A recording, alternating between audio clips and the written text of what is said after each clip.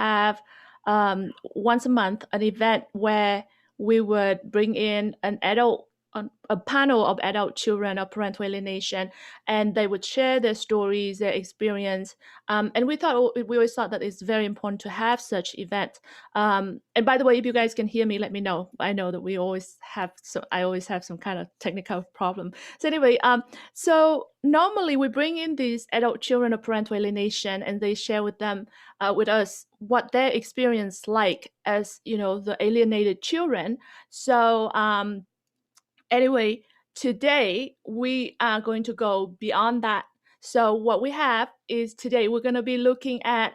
I have with me Lulu, who is a child victim who is now an adult, and not only that she have recovered from this. She woke up from the lies and the brainwashing. But not only that, she actually become an activist, an advocate for the victims of parental alienation. So anyway, hi everyone, and my name is Petra Dido. I always forget to introduce my name, and welcome. Today is our event called Parental Alienation Victims Turn Advocates. And hi Lulu, welcome, and thank you so much for being here.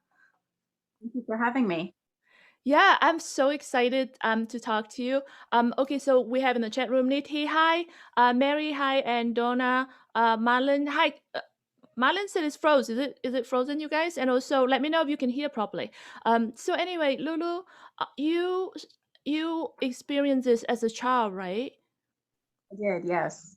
Yeah. Can you tell us how old were you at the time? And I think around the time it started was when I was 6. Well, my parents divorced when I was 6. I think there were several alienation tactics that began while they were still married to each other. But I usually start the timeline at 6 years old. I see. So you mentioned that you saw some alienating behaviors before the divorce. Do you remember those? Because you were 6, so you're pretty young. Yeah, I do remember some of the tactics. It was a lot of because my father was in the military at the time, so it was a lot of if he didn't do something the way she wanted, then she would abuse the situation. She would constantly go to his superiors, and it that of course affected his time with us. And then there were certain situations like he would be watching us, and she always called it babysitting. So I grew up thinking that fathers are essentially babysitters. Um, and then other things like he coached our t-ball team or our soccer team, and she would constantly interfere in that as well. Just all these bonding moments that children are supposed to have with a parent, she would constantly undermine it, interrupt it. She would say, "Oh, well, I made him sign up to coach your softball team. He didn't really want to do it." So it was constant undercut of the relationship between him with his children. So you said children, meaning you have other siblings. I do, yes. With my biological father, there's 3 of us. Oh, I see. Okay, and are they older than you or younger than you? Or Out of those 3, I'm in the middle. Later on, my mother did have 2 more children. So I'm one sibling out of 5 total. And I've watched different tactics with each child. oh wow. So she didn't apply the same thing for all three of you. Different things. Can you give example of how they are? So my older brother was basically the favored child. He got a lot of attention. He was very big into sports and extracurricular activities through school and different clubs. He definitely got the parent or parents that would show up to those activities and support him, cheer him on. Whereas when I would get into an extracurricular, I didn't really have anybody show up for me. And then the after that wasn't really encouraged to get into extracurriculars at all. I mean, it's like the younger you go down in the siblings among us, it's like lack of involvement. And as far as the other parent, so each of us were treated differently. It was always my older brother he was always too busy. He was always in his extracurriculars to have any contact with our father. Me, I had seen the relationship just become minimal or nothing between my brother and my father. So I was like, oh, well, I can do that too. I can make the decision to never talk to him again. And of course, my mother encouraged such tactics. Um, and then the younger brother after me, um, of course, watched all this happen. And he was very young at the time that all this started, so I don't think he really remembers the start of all of it. And then my sister, she doesn't even know who her father is. Oh, So that's 100% complete and total alienation there. oh my God. Um, and then my youngest brother, so I still have a relationship with him. I get to see him on a regular basis when he sees our dad. I call him our dad because he's the man that was there and raised me during my life. So that one is not as extreme. It's more like um, you know, he'll want to go and do something. My brother, he'll want to go and do something like an activity or go to a friend's house. And my mother will purposely schedule things on the weekend or during the time that is planned to spend with our dad. So that's really I think the bare bones of what my youngest brother is experiencing. Whereas as three older ones, and then my sister, of course, we got the heaviest brunt of whatever alienation tactics she was able to apply. So you have so there are five children and three different fathers. Is that right? Yes, that's right. Yeah. So the first father is three of you guys, and the oldest is a brother, so a boy. I'm just curious about whether there's some gender thing with the kids. So with you, your girl, so he was a golden child. He got whatever he wanted, and then you're the girl. You kind of got ignored. The next one is a boy, even though he's a boy, but he still got ignored, even worse than you. And then the next one is a girl. She also got ignored.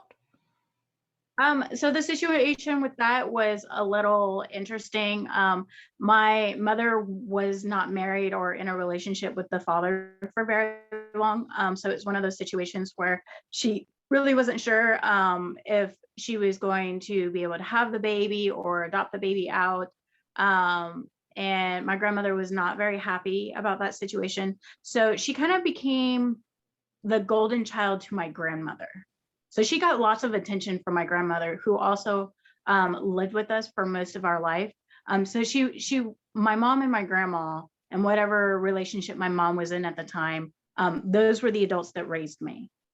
So essentially, my sister was kind of a golden child as well. Oh, so if I understand correctly, your grandma was not happy with the father, because not happy with that relationship. So she actually participate in the alienation. Is that right?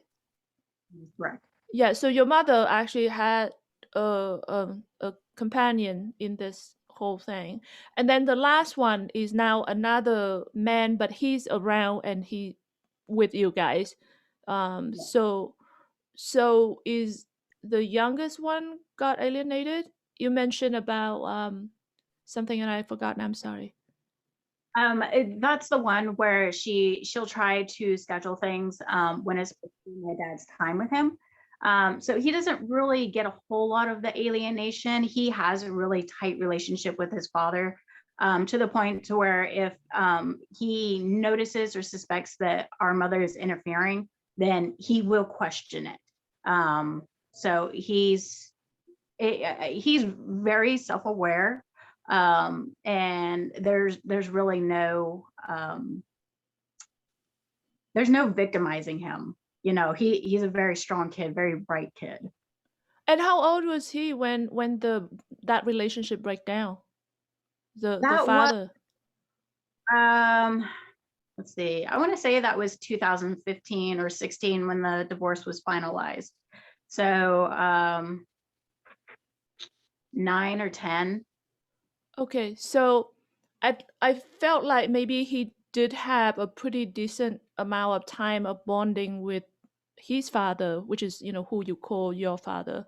So that's the other thing too, that you call somebody else father instead of your own father. Like, what did you call your father?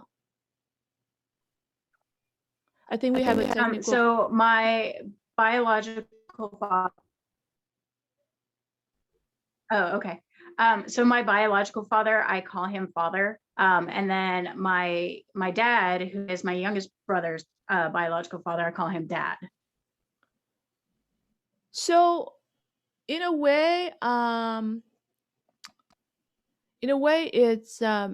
it seems that it's more endearing. Your stepdad is actually getting a little bit more endearing term than your father, right?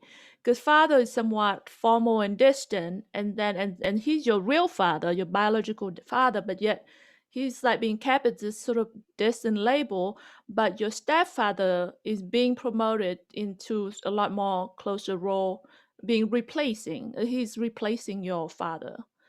Um, Well, it's not that he's really replacing. I did not have a relationship with my real father until I was 24.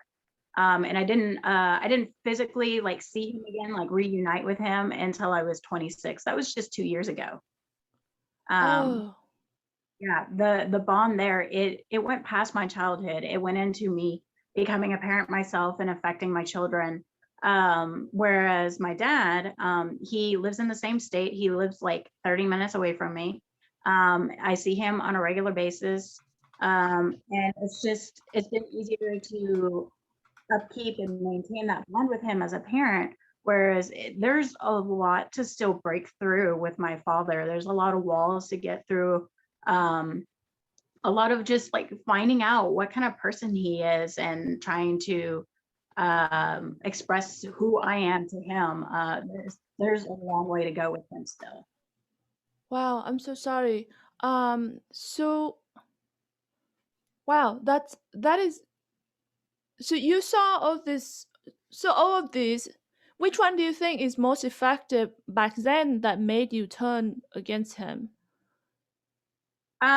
So it happened really fast, actually. It started with tactics like if he loved you, that this coming from my mother and even my grandmother at times. If he loved you, then he would call you. If he loved you, then he would visit you. And very, very early on, my mother brought in the child support argument.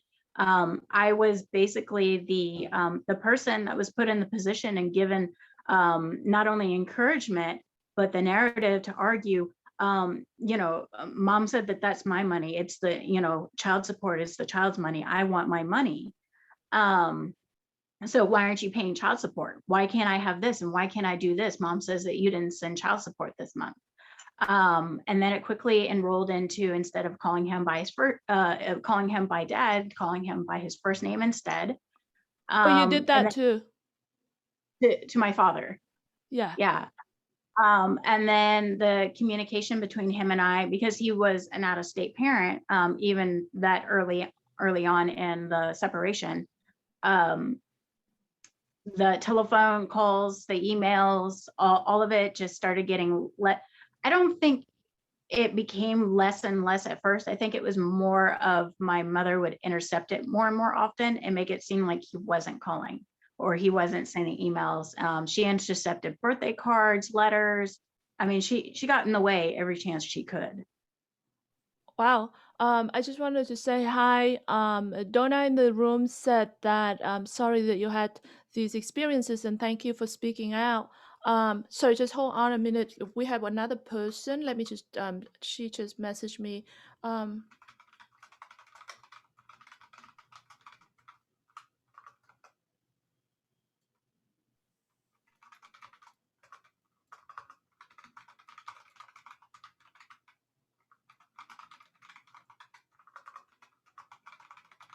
Okay. Yeah, sorry. All right. So Donna said, sorry that you had this experience. Cassandra is calling from the IE. Hi. Stacy said, thank you for speaking up, Lulu. Keep telling your story and keep awareness going. Stacy, just wait and hear the rest of this story. It's amazing. I promise. She's doing a lot. Donna said, has it affected your relationship to learn the truth about their situation. Guys, feel free to post questions because yeah, I'm gonna try to pick it up. Okay, Tyler asks, why did you start calling your dad by his first name? Yeah, that's an interesting question. So of course, that's what my mother referred to him. You know, after they were divorced, it was no longer your dad or your father or whatever name that the children were calling him. She just kind of nixed that in her narrative when she would speak about him and only referred to him by his first name. And so I think I picked up on it as a distant and disrespectful tactic, and since he didn't love me or didn't come see me, didn't contact me, I needed to have the same narrative. So I adopted just calling him by his first name. Did you feel like you wanted to please your mother and you don't want to did you pick up on that she's probably not pleased if you're not calling him by first name? I think with her being the parent that was in my life and the other one just being completely alienated from me, I depended on her for that acknowledgement that I was doing something right, that I was handling their divorce right, that I was, I was reacting to the other parent the right way, or I was saying the right things, or I think there was a lot of just trying to please her, just trying to look at her for guidance, because that's what children do. They look to their parents for guidance. And when they've only got one and that one parent is manipulative, that's all you're left with. Right. And then did you ever feel like it's your role to also protect her? Like, poor her, she now have to raise you guys and he left. Like, do you ever feel part of your participation is because you try to play the role of the protector? Oh yeah, absolutely. She would tell me things, allegations from their relationship, reasons why their relationship either didn't work out or why he was just a bad person in general, or also a bad parent. And I would adopt those narratives. I would listen to her talk to my teachers about him, to my friends' parents, even to my friends as I got older. She would explain, oh, well, he's just a deadbeat.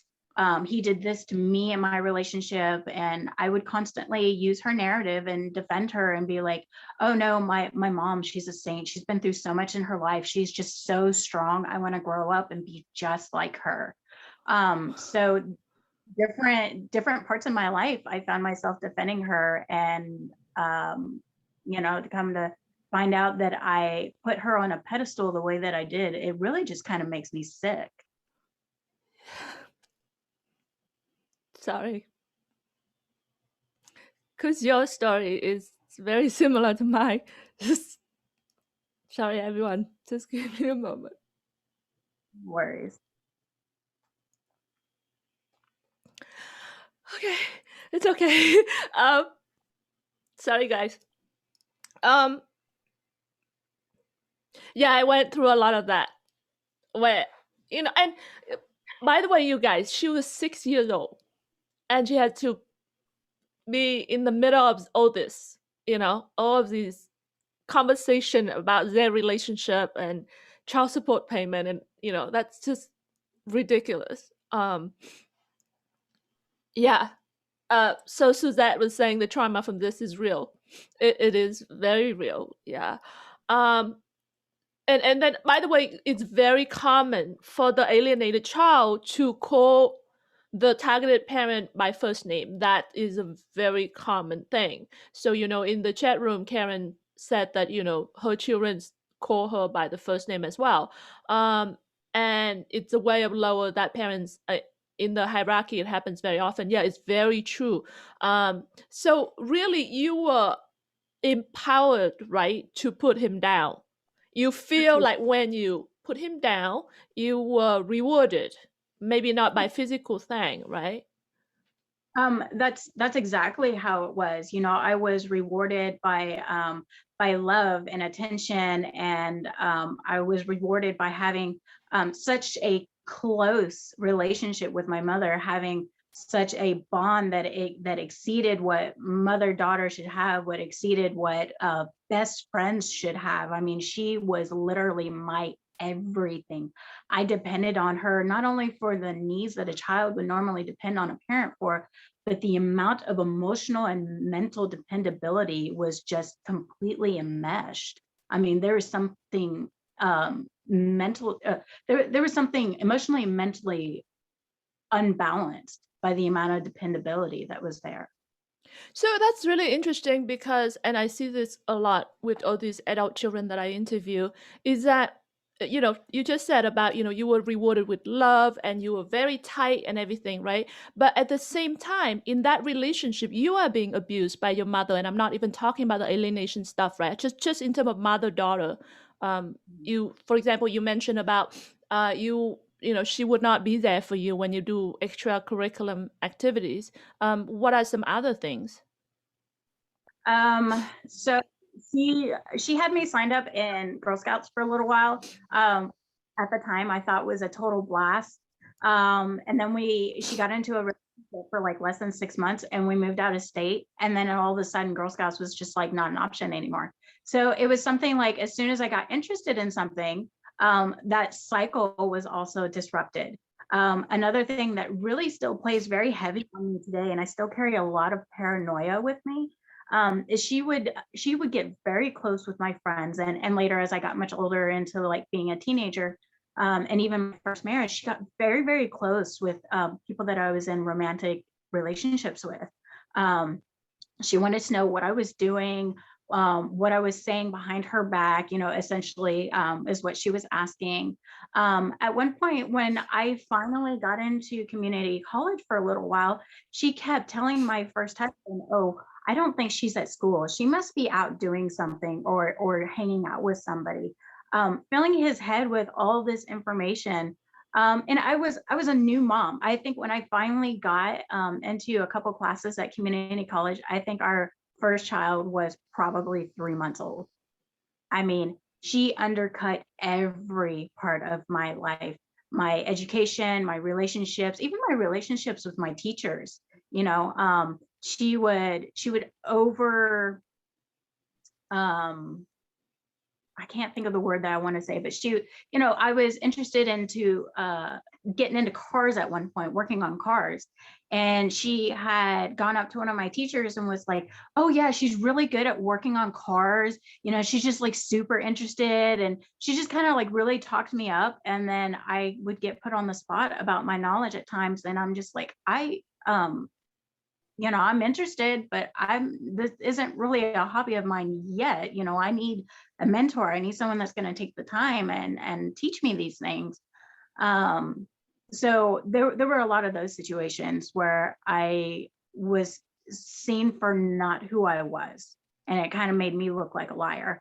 So Was there a bit in there that was about her more than you, where it's like, oh, look, my daughter's amazing because I'm an amazing mother? there was definitely a lot of that. And I know I hear this a lot from very proud parents, but I mean, the phrase, "where do you think she gets that from?" or "she learned it from me," or, there was a lot of that. Oh my God. Yeah, I'm sorry. Um, so, but you were very much bonded with her. You very much look up to her and counting on her. So, when you had this situation where she was talking to your husband and try to make him to think that you were cheating on him, how did you feel? Um, Honestly, I didn't know about it for the longest time, because of course he had faith in me. We had a very strong, the first part of our relationship was very strong. And he had faith in me that I was actually in school. And one day he just kind of broke down to me and started telling me all these things that my mother had been telling him or trying to convince him of.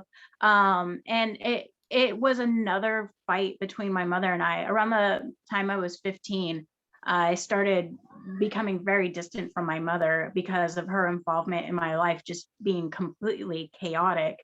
Um, So that was just one of the things that my ex-husband and I we'd had a conversation about, and I had no idea that it was even happening. I mean, he kept it hidden for months. Wow. Wow, that's crazy. Um, and then I have to ask, like, was she ever physically abusive to you?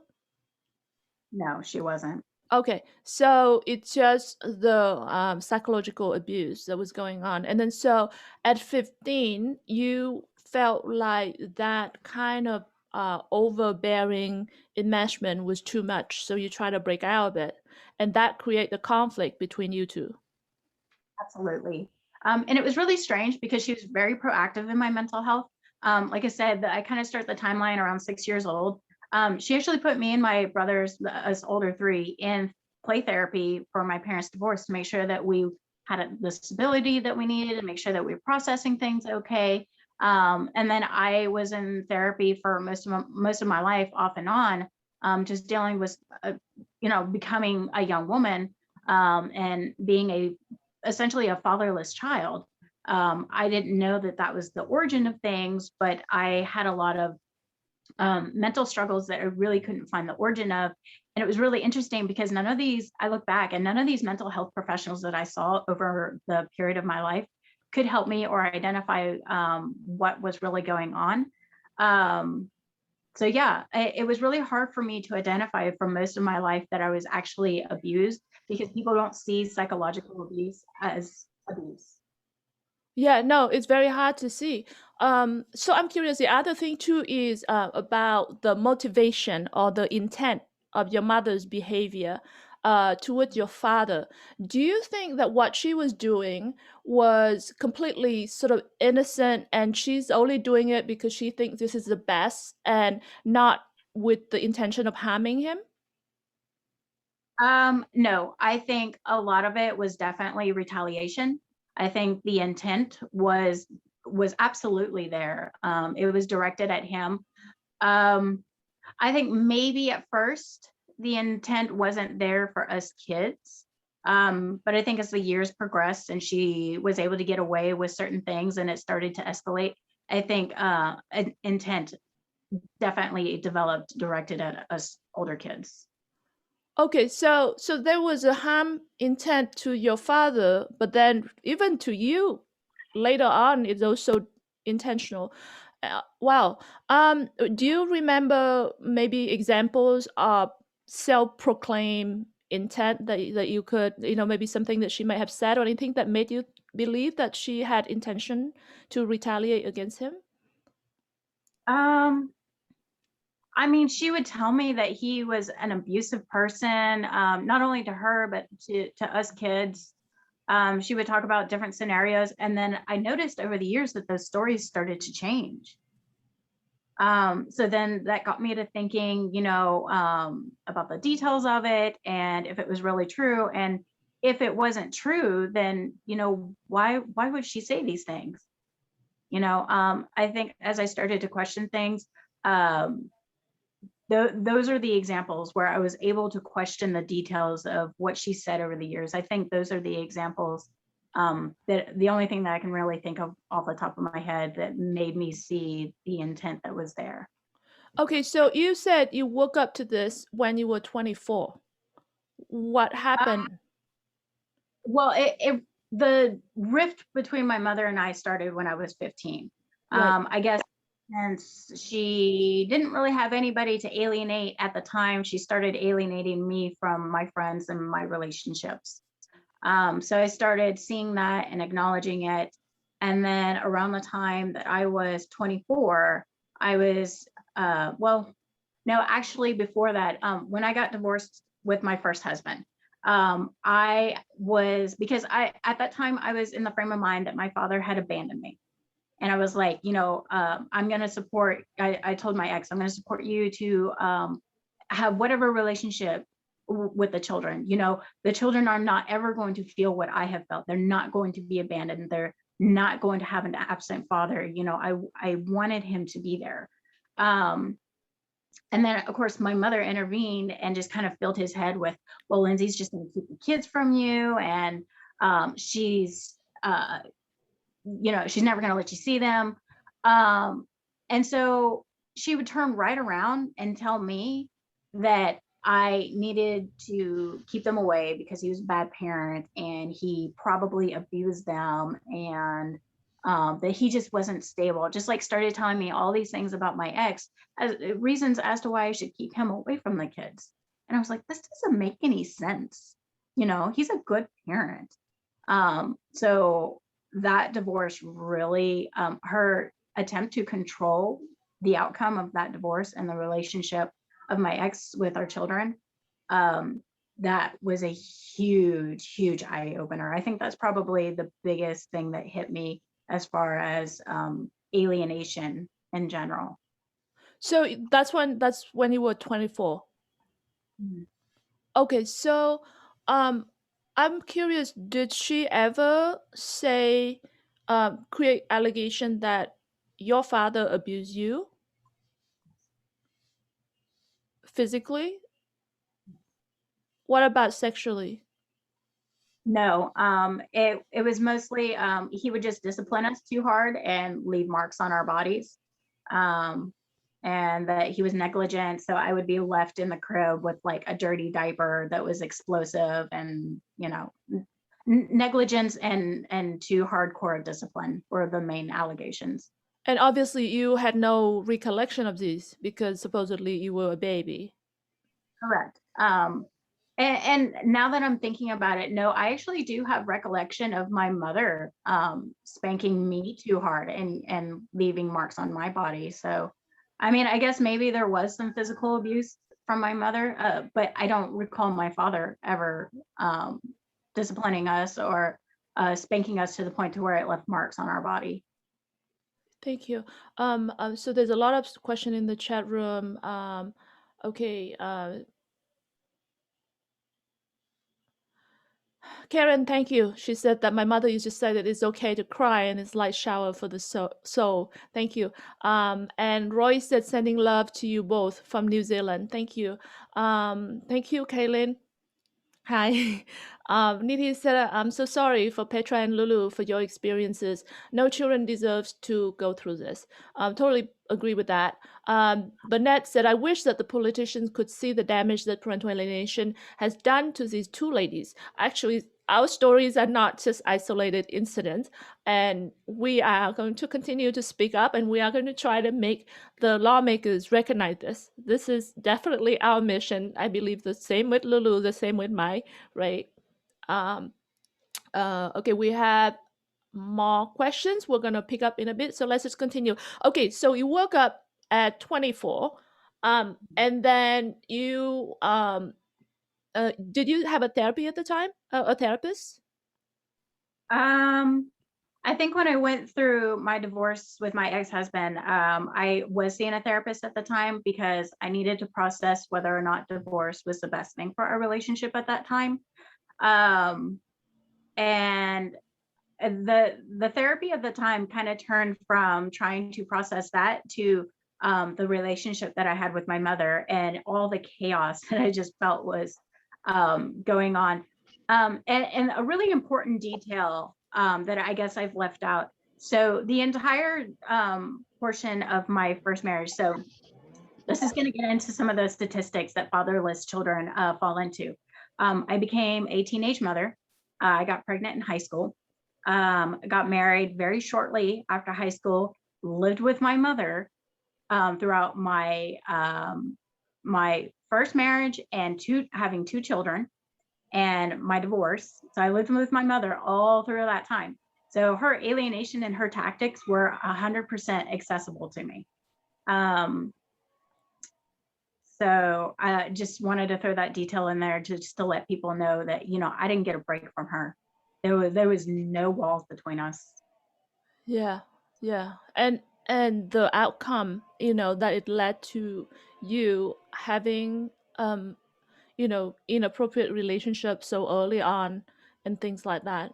Um yeah, so yeah, and that's what I was curious too, is you said you have a therapist that even though it was supposed to be about your divorce, it turned out it's about your relationship with your mother because it was so toxic.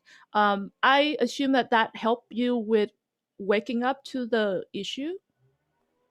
Um, it didn't actually. I don't think that therapist really understood what was going on either. And I did stop seeing her shortly after I did decide to get a divorce. So my relationship with that therapist, like what I was dealing with my mother and then the conversation there, it also stopped, obviously. But yeah, anytime in my life she found out that I was talking to a therapist about her, she would have a complete meltdown and tell me that I was going to therapy for the wrong reasons. Oh, because you're supposed to be counting on her solely. Well, I'm supposed to be dealing with something else, either my emotional issues or my relationship, anything that wasn't directed at her. I'm supposed to be dealing with my life experiences, not her. I'm sorry, I kind of have, I'm not sure if it's because somebody's mowing outside my door or if it's just technical. I lost the last bit. I'm sorry, I couldn't hear you. Just pointing out that my mother, did not want me talking to a therapist about her. I was supposed to be talking about anything else as long as it wasn't her. Oh, so she's even monitoring what you are talking to your therapist about. And now you are an adult with your own children. Yes. Wow, that's amazing. I mean, the control, the control and the manipulation. Um, so your father, have you ever gone back and look at the court case and try to figure out what was going on there, like the documents, anything? Yeah, actually, around the time that I was maybe 25, somewhere in there, after I started realizing what was going on and that the relationship was not what it seemed to be, I had actually gone back and found the court documents, found out how much he was paying in child support, found out what his custody schedule actually looked like. Um, I got everything off of public record and just kind of started my own research from there. Yeah, and what did you find? What did you see that? Well, I found out that he was ordered to pay child support. I found out that he was ordered to cover medical support, the basic stuff, and this was not a Texas order. So I was interested to see what the similarities were between a Texas order and an order from out of state. So there were quite a few similarities, but due to him being an out of state parent, he was basically allowed to visit anytime. He was allowed to call anytime. Um, he had no restricted access. He was allowed to contact us whenever he wanted and see us whenever he wanted. And I think probably from the time I was 6 to 18, I maybe physically saw him or on 4 or maybe 5 occasions. So is it because he abandoned you? He doesn't come Um, and visit? so I know a couple scenarios that I'm able to get information on. So when he got remarried after my mother, I had reached out because they're now divorced as well. I had reached out to her and I knew my mother wouldn't tell me the truth. So I went to the second wife and started asking questions. And she basically told me that he would call a lot. He would try to set up visitation. And I can totally understand as an adult and a parent now, you want to try and set those things up as opposed to just coming from several states away, showing up and being denied. Um, as a child is never going to understand that. But he did try to set up those visitations. His parents, my grandparents, they would try to set up visitations. And I think I only saw them a handful of times when I was still a minor. So I mean, same tactic towards his parents. And the phone calls, the visitations, they were all intercepted or they were all blocked. They were all told, oh, the kids are busy or the kids have this thing to do. Or I remember at one time, one of my family members died on my father's side of the family. And I wasn't permitted to go because of some tests that I had to take in school. So So does she normally really care about your test so much, or is that just No. Another statistic that I fall into, I had trouble in academically. So uh, she wasn't really involved with my schooling in that kind of way. Yeah. I would of course get in trouble if I was about to fail the grade, but I mean, fail a test, she didn't really care. But that day, it was so important that you cannot miss that test, right? Right. Okay. Wow. That's yeah. Like there's no kindness. Even when someone died, you would think that was a special, exceptional occasion for you to be able to um yeah. So I'm curious, and we'll go back more into your relationship with your father, but it affected your siblings all differently. So with your older brother, he was how old was he when this started, and did he immediately just cut off your father, or how did that go? He was, I think he was 8. And I think there, when it first started, I think he struggled with it more than the rest of us. Me and my other brother. I think he struggled with it a lot more. I definitely remember him being very angry about my parents' divorce, or maybe it wasn't about the divorce. I just remember him being really angry around that time period. Um, I don't know. I don't really remember much else about how he dealt with it or how it affected him, but I do remember very quickly. And of course, I followed suit because I idolized my older brother. Very quickly, he stopped talking to our father on the phone. Um, he he would have he would kind of have arguments with him over the phone. Um, but I also do remember that after a while he did start talking to him on the phone again. Whereas with me, I just, when I cut ties, that was it. I never went back on the phone with him. And how was your brother with your mother? Like, uh, did they also have this enmeshment that you described about you and her? So they were not incredibly close like my mother and I were. My brother was definitely closer to my grandmother. And my grandmother is a sports fan. So I think that was a natural flow of things to where she was there for him, supported him on that, cheered him on. Um, as opposed to, um, I don't know. I, he was affected by the relationship with my mother to the point to where he actually left home at like 16, 17, somewhere around there. They got into an argument one day and he just came back a couple of days later, packed up all his stuff and left and went and lived with another family. I actually don't have a relationship with any of my siblings now except for the youngest. Wow. Actually, there was someone in the chat room that was asking about that, like about your relationship with your siblings. Um, that is really sad. I'm sorry. So your okay. So your younger brother, he was younger than you. Mhm. Did he also take on immediately and refuse to talk to your father, or how was he like?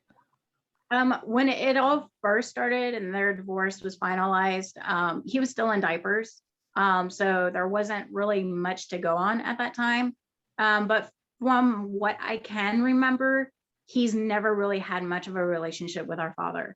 Um, he's just kind of, I guess, been floating around, and he's a very secluded person. So he became addicted to video games and would hide in his room all the time. And just a very isolated person.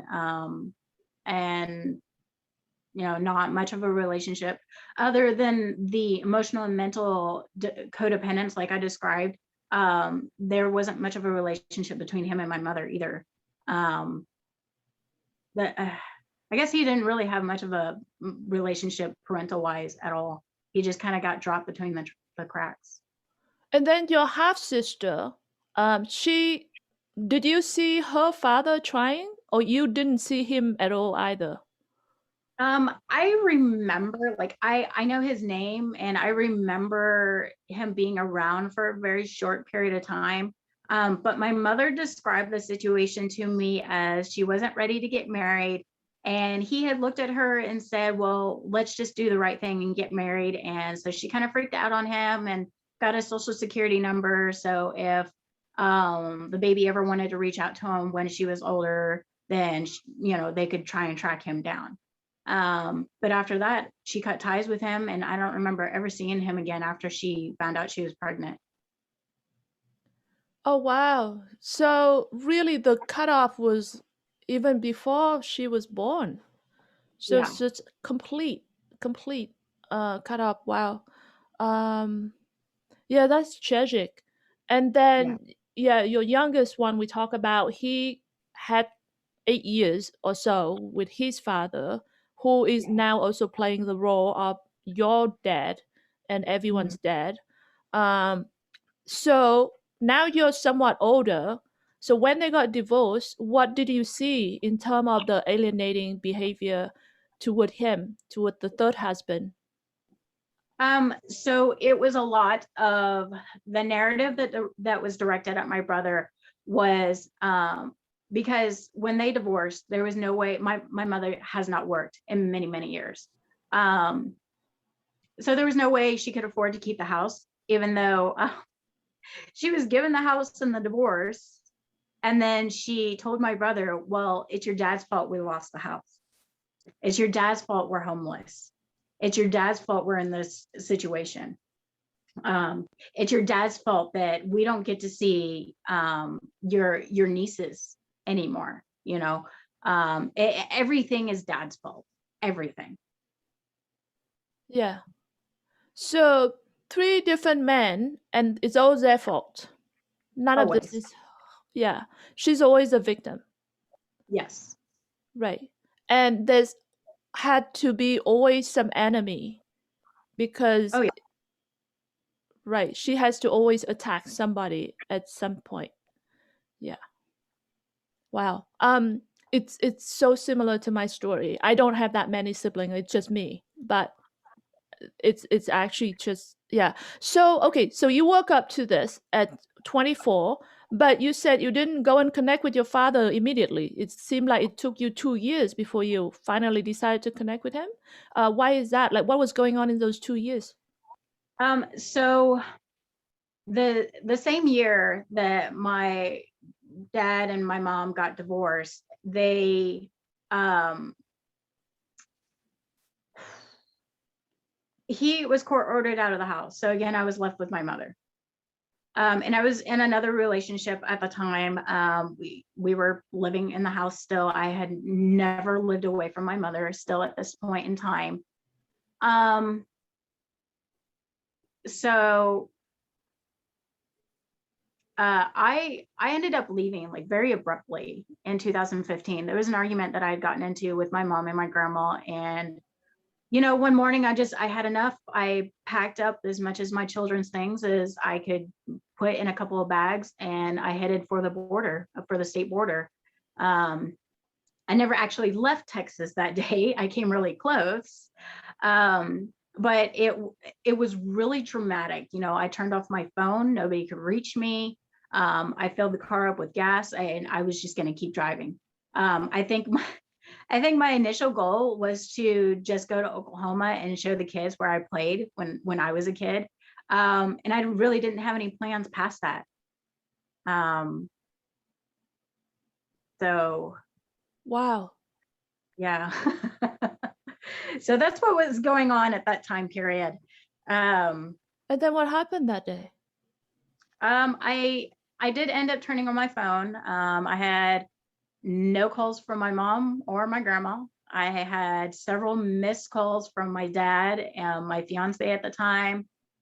His parents had even called and texted me to see if I and the girls were okay.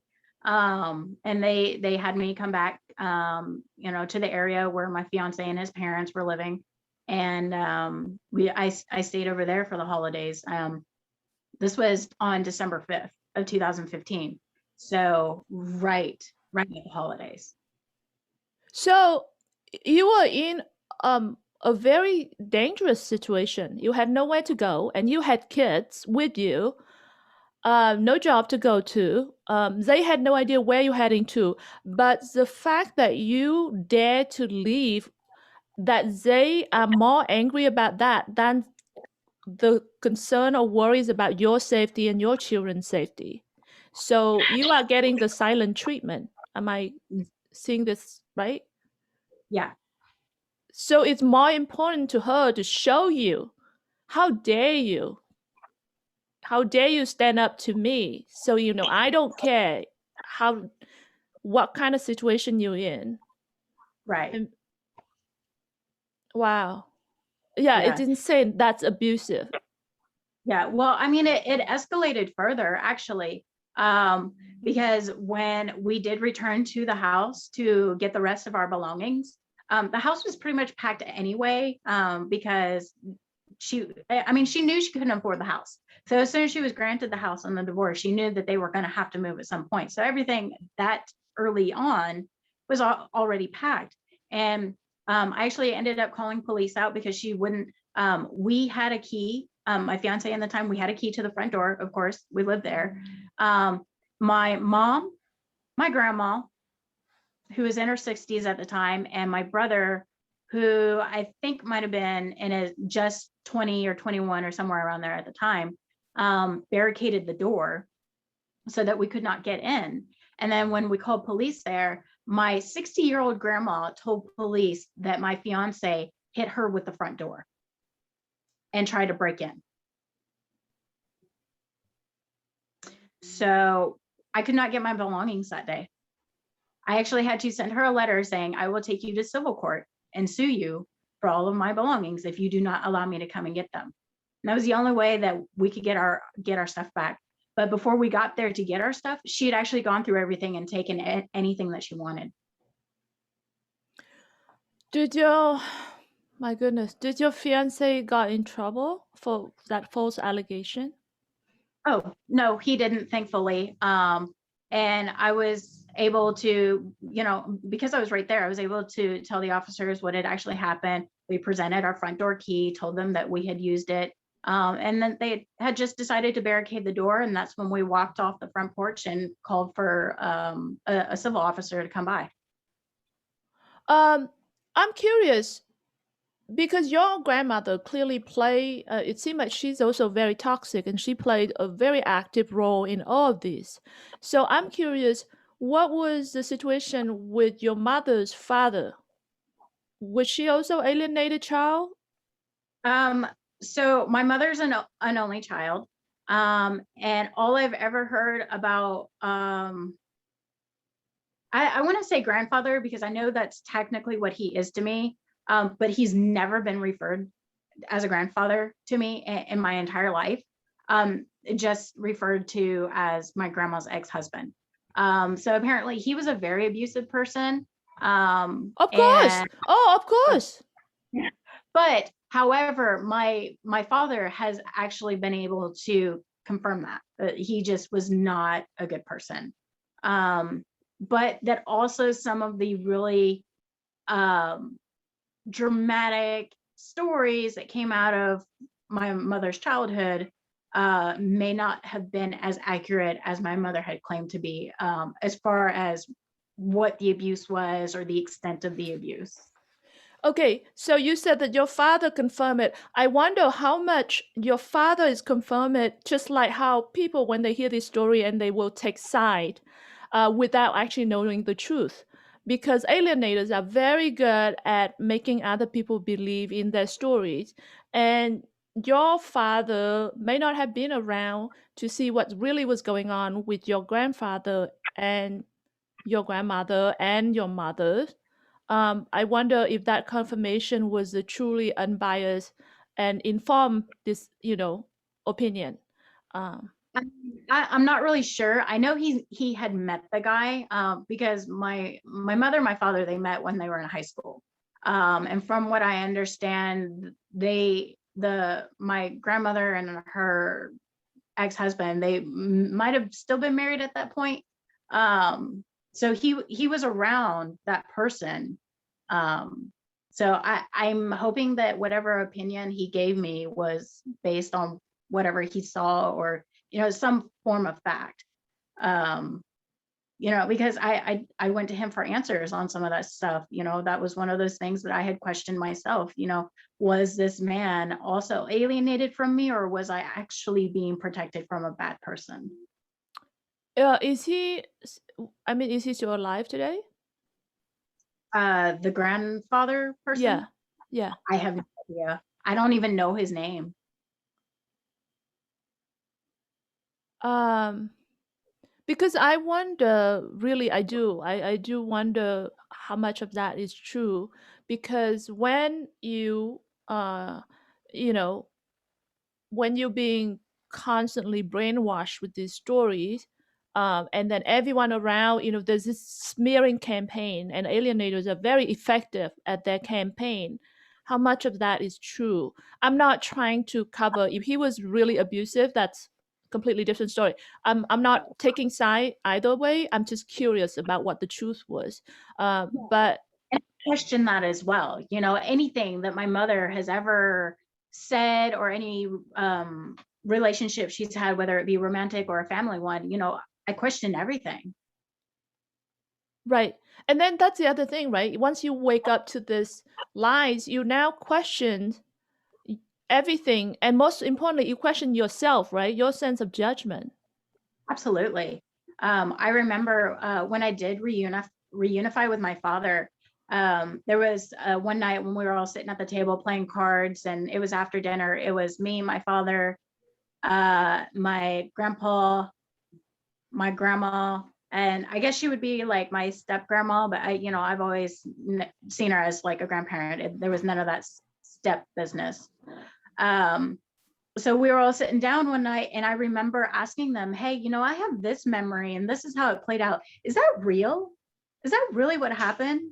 And I just remember just like asking for hours that night, is this real? I mean, that is such a strange thing to not really have any memory issues or any cognitive problems or anything, and then to sit down and just have to ask, is this real? That is a really strange and disturbing realization to have. Yeah, so your life has been robbed from you because now you don't know anything in the past, what is real, what is true, what is not. And I mean, and you were so fond of your mother, and now suddenly this idol that you were looking up to, suddenly it turned out she's a monster. Right. Right, so you now just everything had been a lie, and now you don't even know, really your childhood has been robbed from you. Yeah. um yeah, so then so okay, so back to, okay, you woke up to this from 24. So again, and then you were going through your own situation, running away and all that. But why did Mhm. it take you 2 years to get to your father? Um, so as I started doing the research on my own, trying to figure out what the situation was, I was battling homelessness. I was battling trying to finish massage school and actually get to work, waiting for the license to become active. I mean, there were so many moving parts at the time. And then finally um, reach out to him, what I ended up doing was just basically writing a letter to him and introducing myself, as if like it was just any pen pal. Hi, my name is, this is how old I am, this is my favorite color. Some of my ethic and moral beliefs are A, B, and C. Just like it was literally just me introducing myself to someone who was a stranger to me. Wow. And hi, everyone. Hi, Amanda. Thank you for joining. Hi. Yeah, so Amanda is actually our next guest. So we're doing this series. So, the first one is Lulu. So, yeah, Amanda, just stand by. We're going to continue with Lulu's story, and then we'll Oh, get to you absolutely. soon. Yeah, thank you. Okay, so go ahead. All right, so you wrote this letter to your father, and you have to introduce as if this is a stranger you're trying to reach out to. How did you feel? And what, was it hard to make that decision to write that letter? I think I probably spent about 2 weeks trying to write that letter. It was a matter of trying to write it, starting over. No, I shouldn't put this, or maybe I should put this. By the time I finally finished it, I put it in the mail, and then I remember thinking, maybe a letter wasn't the way to go. Maybe I shouldn't reach out to him.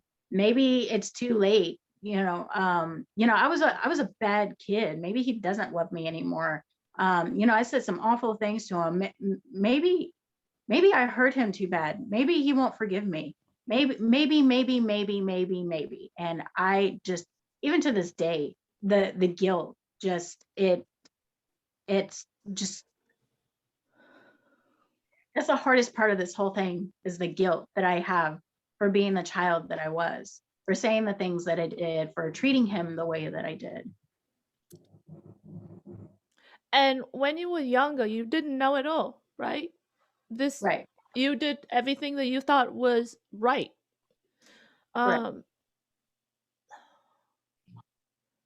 so yeah, so you mentioned something that you said, maybe I was a bad child, so you don't deserve to see your father anymore. I was wondering, did you feel like you were a bad child to your mother as well, like as you were growing up, Um,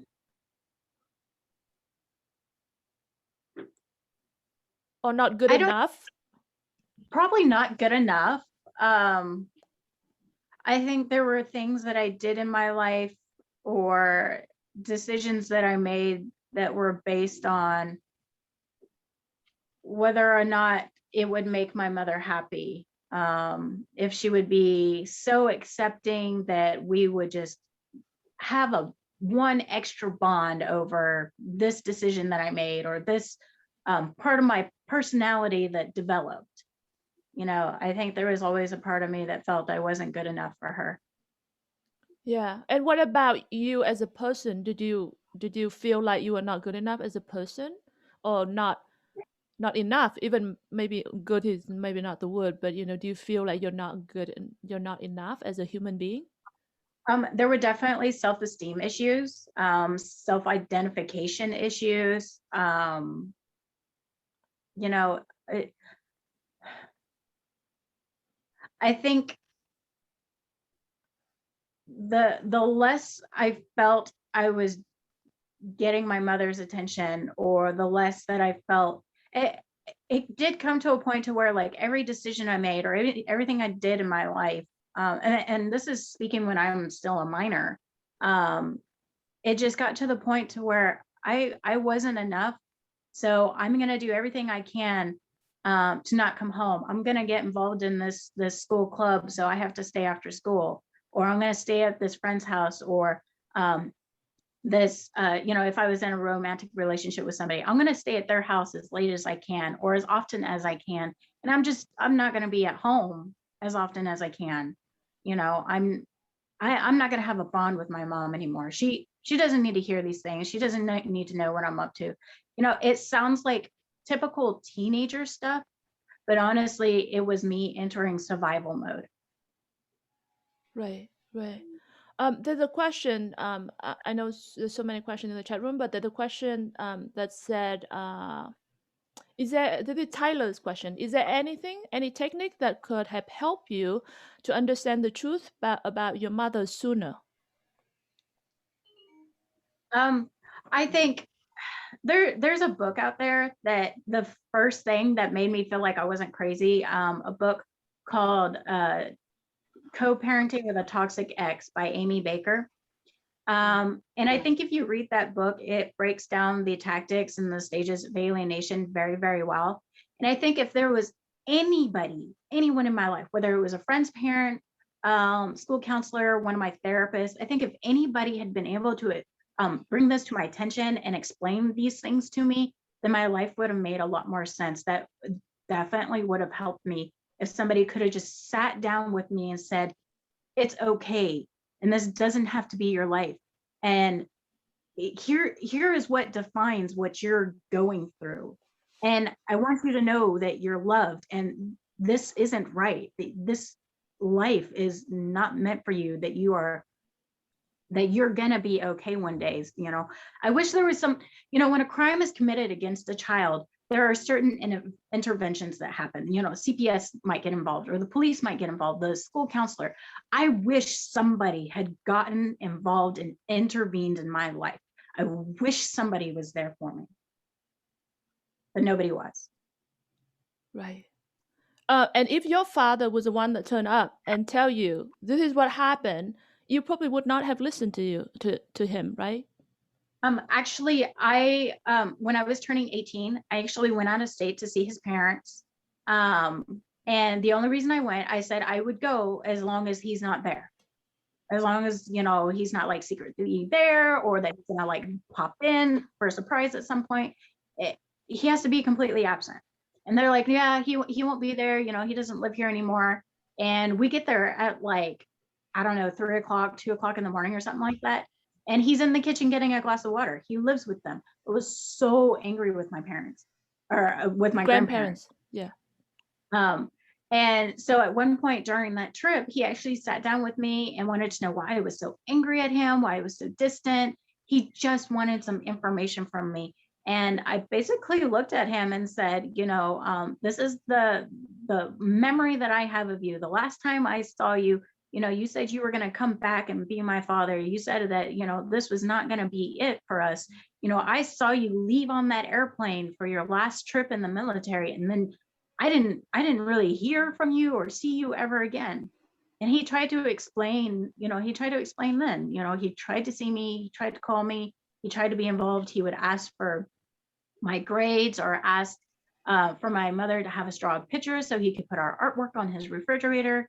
He did everything he could to be involved. And I was like, you're a liar.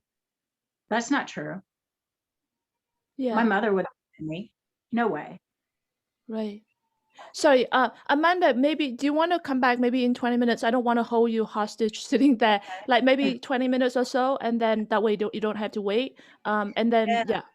No, that sounds good. I've got some magpies outside that are making an awful lot of noise as well. So yeah, cool. We'll talk to you very soon. I just feel bad that you're just sitting there. no, Yeah, I'm sorry. okay. It's okay. Yeah. I'll Okay. So yeah, we'll see you back here in a bit. Thank you. okay. Okay. Yeah. So yeah. So even if your father came to you and talked to you, and he did, and obviously because it is a problem, right? As far as you're concerned, he has no credibility at all, because you have been brainwashed with all these stories. Yeah. Yeah, and this is so critical for targeted parents to recognize, is that you cannot win this by using logic with your children. No. They cannot hear you, they cannot understand you.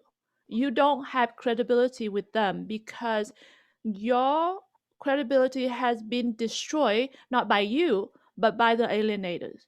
So the children now cannot, and the more you say, the worse it make you, because now it looks like you defending yourself and everything, right? Right.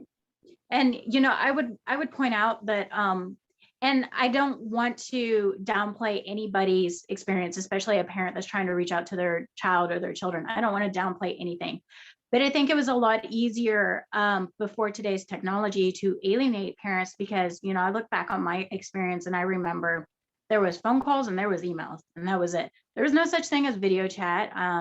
If you were lucky, there might be a desktop with a webcam in the house, but I mean, there was none of this online gaming where, if your child has a gaming account, you can maybe play games online together. None of the social media platforms where you might be able to reach your child on one of those. I mean, there are so many different outlets where you can try and track down your child or try and reach out to your child, which I hope parents that are looking to do that, I hope they're able to get through and just give some kind of contact. Something as simple as I love you, I miss you. It doesn't have to be a full-blown conversation, but just trying to initiate and keep some kind of regular contact. The child will be able to look back one day and be like, I see this. I see this trail. I have memories of this trail. Whereas back then, it's real easy to hide those emails and those phone calls. Yeah, and throw away the gifts and the presents. Exactly. So I think I think there's a lot more options now, and it's a lot harder for the alienator to keep up with all the different options where the targeted parent might try to reach out. And I think that's a good thing because, you know, I'm sure being an alienator is exhausting all on its own, but trying to track down all the different technological outlets, I hope they don't find them all. I hope they're not able to block them all. Yeah, yeah, no, definitely. And I think what Lulu just talked about is so important. Like that's a very good tips for parents. That's a good advice for parents. Definitely trying to figure out you have so many options out there to reach out. Hi, Derek. So nice to have you in the room. Derek's in the team, right?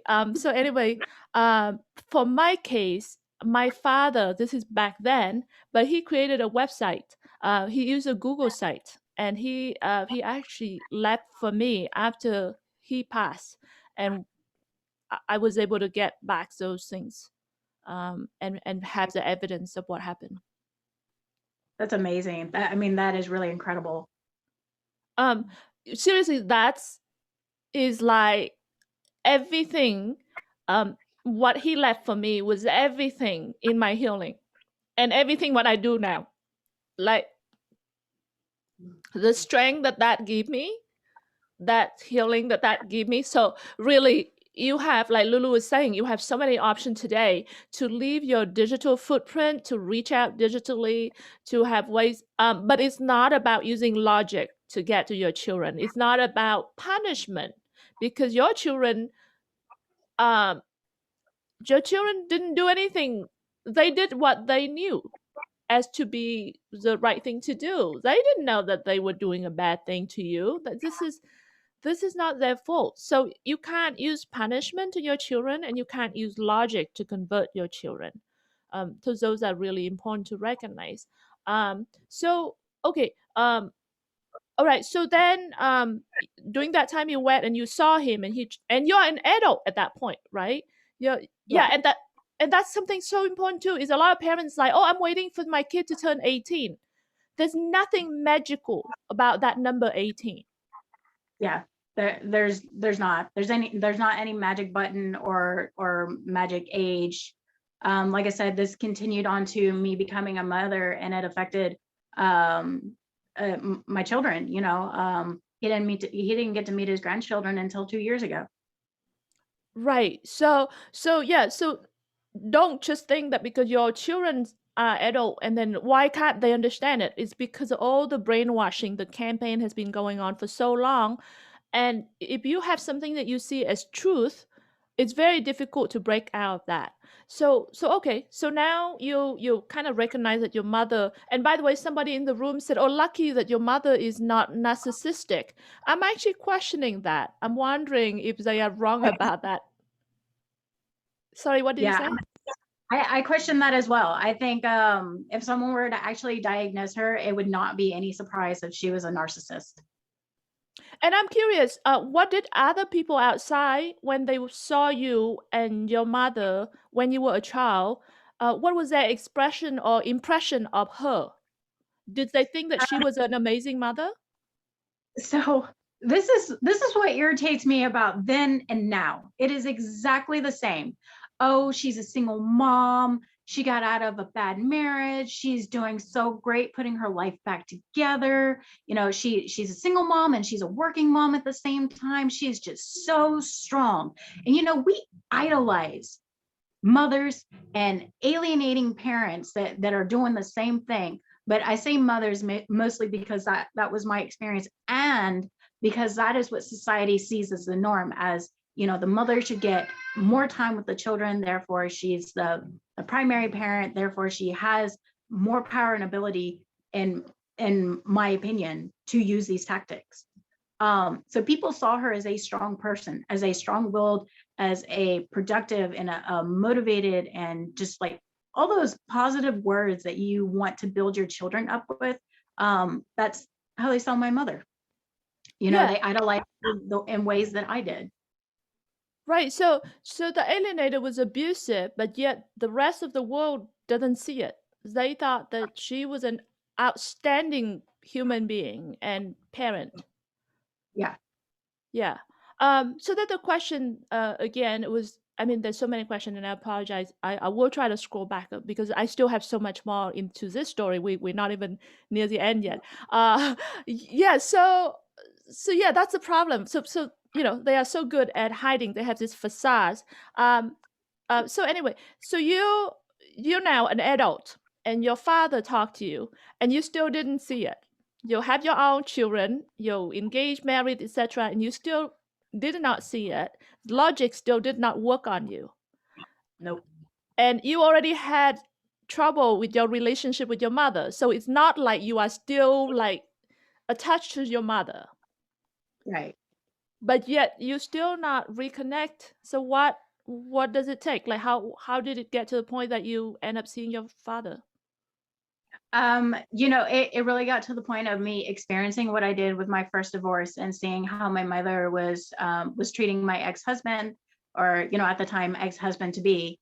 I watched that. That was part of a huge wake-up call. And then the next real serious relationship that I got into, which was my remarriage, he had a custody situation, or has a custody situation with his only biological child. And I watched my mother's reaction and her tactics become applied to his case as well. She actually got so involved with his case that she has actually shown up at hearings with the child's mother to testify against him. So that was another wake-up call. And Oh my I God. think, yeah. So I think those two experiences, and then the troubled relationship that I had with my mother in general, all these questions of things that just didn't make sense. There was not one defining moment. There were just all these different moments and all these different questions that I started asking, and things that just didn't add up anymore. And then there was I watched my mother's third divorce. I watched that happen, and I watched how she treated him and my youngest brother, and I watched how she treated me during that divorce.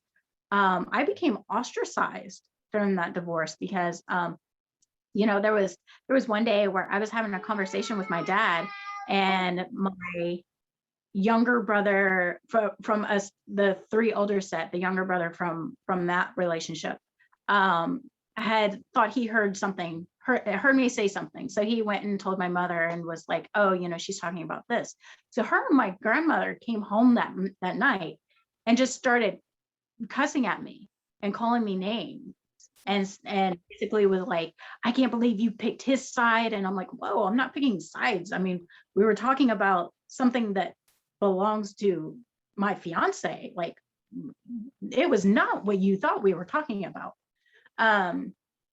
So again, that was another moment that just kind of really made me question what the hell is going on. Yeah, I think during that time period, also somewhere in there between 24 and 26, my father had reached out to my business page as well and tried to get a hold of me. And I was not ready to talk to him at the time. So I think that's kind of where the evolution of the letter came in. Was I was trying to prepare myself for talking to him, and just trying to, I know a lot of people, they're going to think, oh, well, you don't owe him an explanation. But at the same time, I was like trying to prepare myself to explain to him why I acted the way I did, and why I'm so sorry, and the guilt that I have. And like, I was trying to prepare myself for that letter. And so that's really what led up to me reaching out and finally reciprocating some kind of contact. And from there, it was very little conversations here and there. I don't think I actually spoke to him on the phone. Oh, goodness. So there was very little contact between the two of us until I actually saw him in person 2 years ago. And when I saw him in person and came home back to Texas, I think it was about a month or two after that I was going to have a phone call with him. And I was so nervous. Like, I was in a group chat with a bunch of friends of mine, other advocates who completely, they were parents. They're not alienated children, but that they completely understand what family courts can do to families.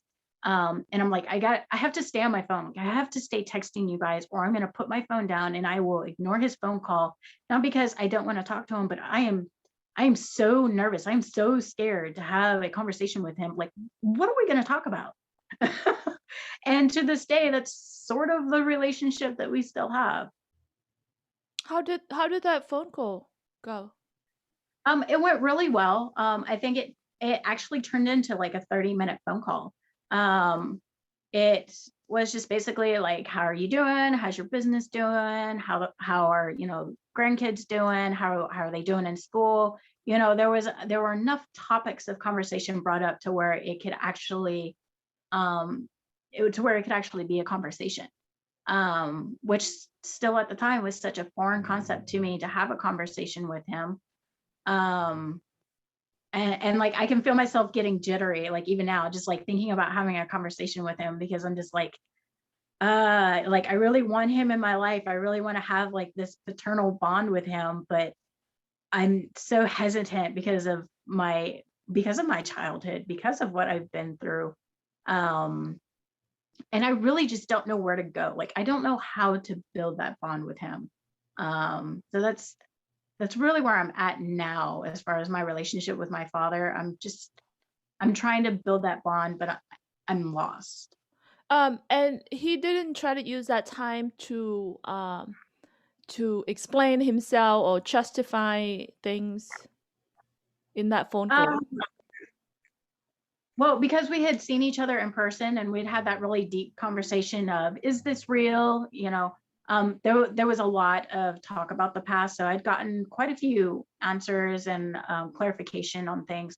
I don't think, from what I can recall, I don't think he really ever talks about the past. I think he just like really talks about what's going on presently. Just wants to know if me and the girls are doing okay. If we ever need anything, that sort of stuff. If I want to talk about the past, he will talk about it with me, but I don't think he really ever brings it up or tries to. He doesn't really try to explain things unless I ask. This is also another thing that is very important for parents to recognize, is that they keep looking at the reunification point as the destination. It's actually far, far from destination. Once you reconnect with your child, you have so much more work to go ahead to rebuild that relationship. It's not going to be easy, right? Because you've been through so much, and now you're both adults. You've been separated. You've been seeing different truth. To you it was truth, even though it's false.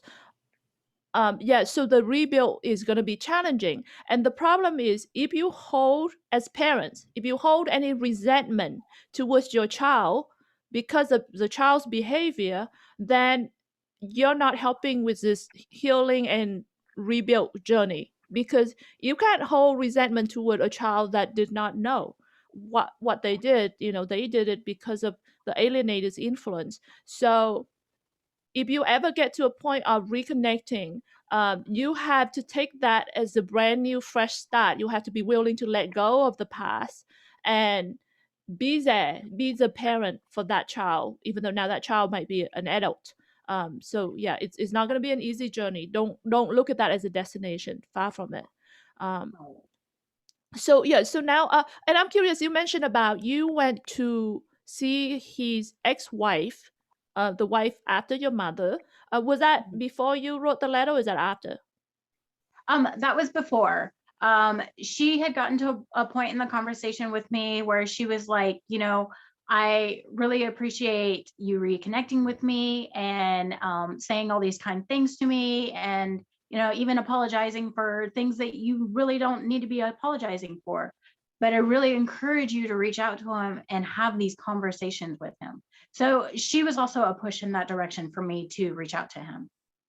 So yeah, so that's nice that he get a little bit of support from here and there. And I actually, it's very nice that you actively looking for, and that's actually true, because that's the same with me. Is the moment somebody alerted me that I was an alienated child. I mean, I didn't know that term at the time, but anyway, I was alerted that something was not right about that.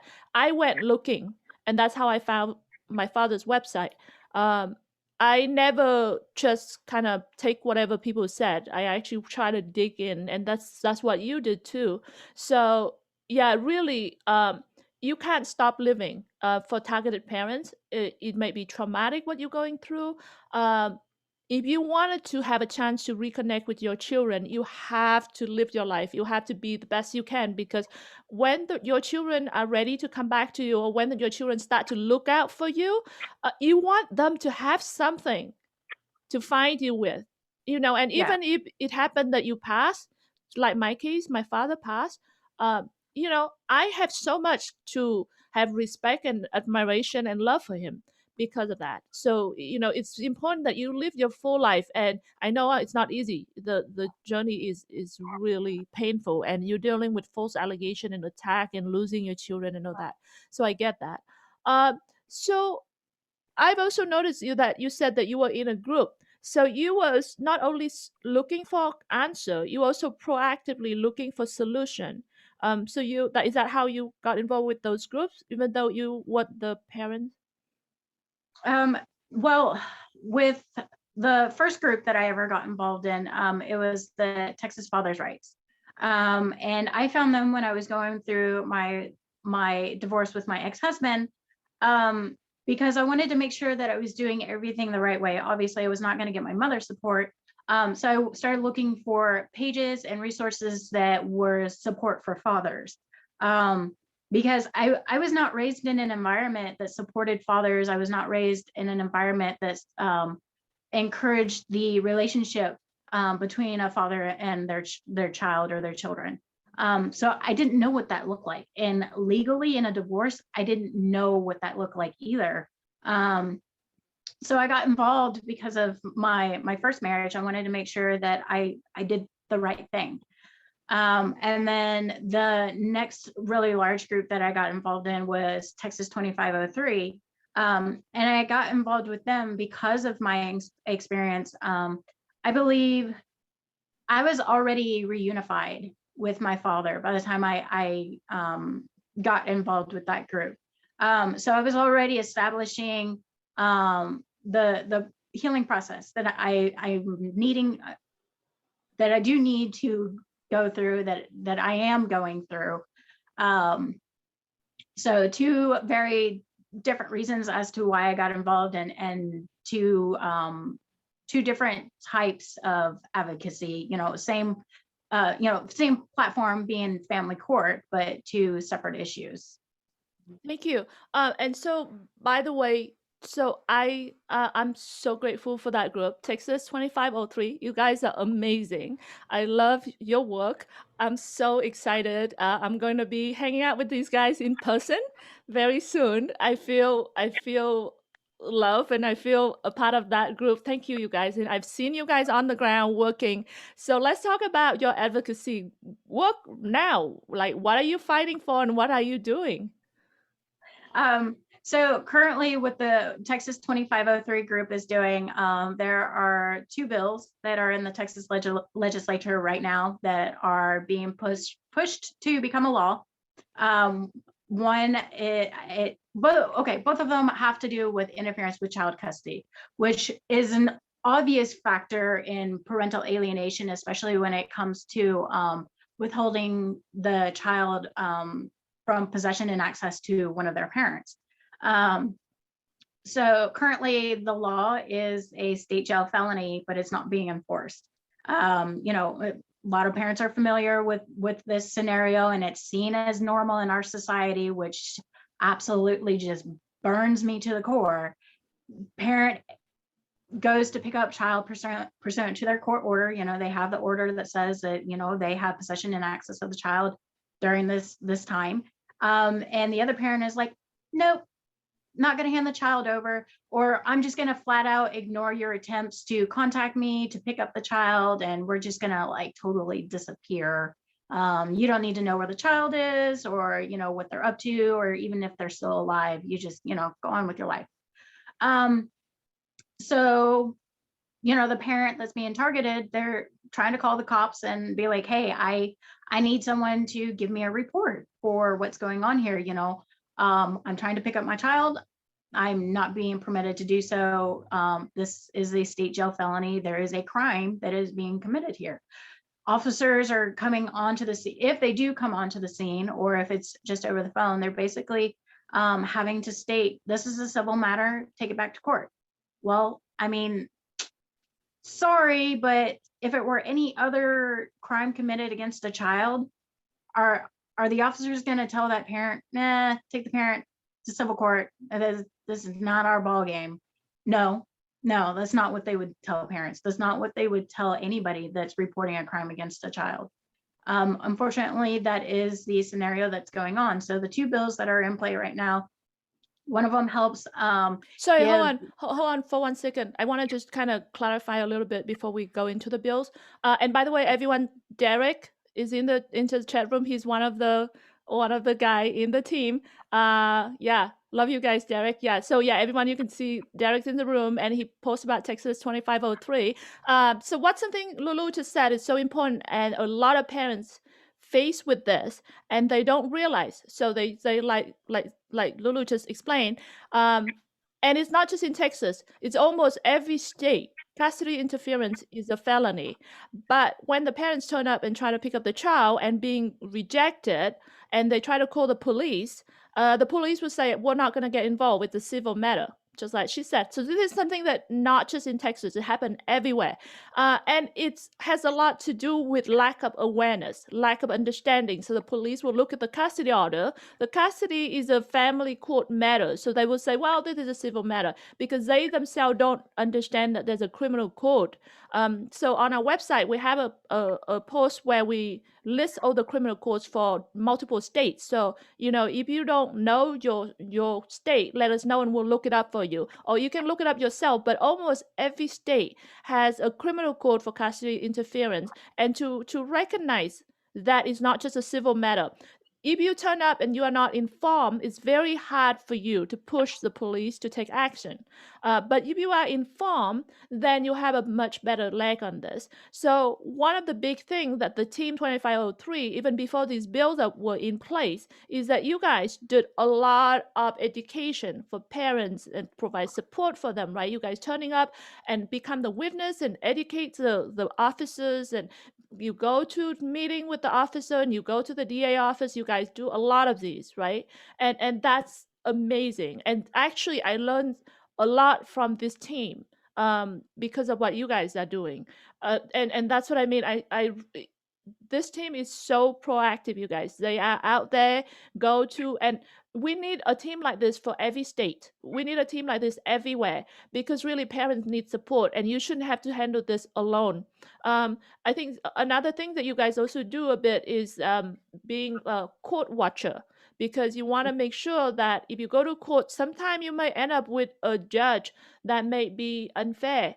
And if you have witnesses in the courtroom, it kind of forces the judge to be a little bit more alert and sort of less likely to be biased. And so all of these activities, like, I think parents need that kind of support everywhere. And I wanted to point out that this team, they're not getting paid to do this. They are just parents like you guys. So really, it's up to all of us to get together and go, hey, let's go and help each other here. Let's help each other out. Let's become more informed. Let's educate the officers. Let's educate everybody involved. And I think this is a big part of it, because you guys are making a huge difference. You guys talk to the legislators, and you guys are pushing all of this. And that is so important. So before we go into those two bills, there were actually 4 bills that we were pushing, right? There's even 2153, I'm sorry, HB 2150, and also, and then, okay, so go ahead. Now let's talk about the bills. Yeah. Okay, so the 2 bills that I want to talk about first are bills that our group actually drafted, and we submitted them to the legislators that decided to introduce them. So the first one that I want to talk about, it basically gives the county or the municipality the ability to create a fine up to a certain amount for each infraction. So what this basically looks like, depending on how the county or the municipality wants to adopt it, they can adopt it as a citation, and the offender can go to the county or municipal court and say, they can plead some kind of way. And the judge there will handle it. The best way I could compare it would be like a speeding ticket. You can go to court and contest your speeding ticket if you really wanted to. But also, this is something that could be applied, I believe, in an enforcement case or anytime that it's brought up to, a court, any civil or any municipal court, for whatever reason that you're there, it can be brought up, and the offender can be fined for each individual offense that they are doing. So that is a really, really important thing. And the reason it's so important is because currently the only person that really is getting informed would be, if anybody gets an offense report currently, only the DA's office is being informed about it. And the DA's office is having a hard time prosecuting these cases because either it's not a strong enough case for them to prosecute, or they're saying that all these loopholes, or there's always some kind of reason as to why the district attorney's office is not interested in these cases. For whatever reason that may be, we're hoping that this specific bill is going to strengthen each individual area so that we can cut down on this in a more local sense. So that's the first bill, and I want to say that is House Bill 4220. 4240. Yeah, HB 4240 with House Rep Raymond, Richard Raymond. Yes. Yeah. So, okay, and I just want to add something. Marlene in the chat room said that fines don't work when they have money. I want to clarify a few things. One is that it does work for those that can't afford it, so that kind of matter in a little bit. And then for those that don't care about money, it still matters a lot because you wanted to build your case, and every of these citation become a part of your case, and then you can subpoena the officer to come and testify, and etc., etc. So then your case is less about he said, she said, and hearsays. You now have proper records, so when you have to go and fight it, you finally have something, and that's very important part of this too. It's not just about that $500 fine that they are getting. Yeah, go ahead. So, and I do want to point out that as a group, as a whole, we have worked on these bills very diligently. We've done a lot of research, and we've had a lot of involvement with parents and using their experiences to help us draft what we thought was the needs for Texas. So if y'all are seeing Derek in the chat room there, go spam him with a bunch of thumbs up, because he had a lot of work into drafting this first bill. They used a lot of his ideals from his draft for that first bill that Richard Raymond ended up introducing. And that bill is halfway through the legislature. So, any of these bills that we talk about, just please call your representatives and your senators and ask them to favor these bills and to pass them, vote yes and pass them through the next stages. Yeah, hey, so HB 4240 went to the Senate, and then it was introduced on the Senate side by Senator Zaffarini. And I think it's with the State Affairs, I believe, right now, the committee. So that's that bill. Yeah, go ahead.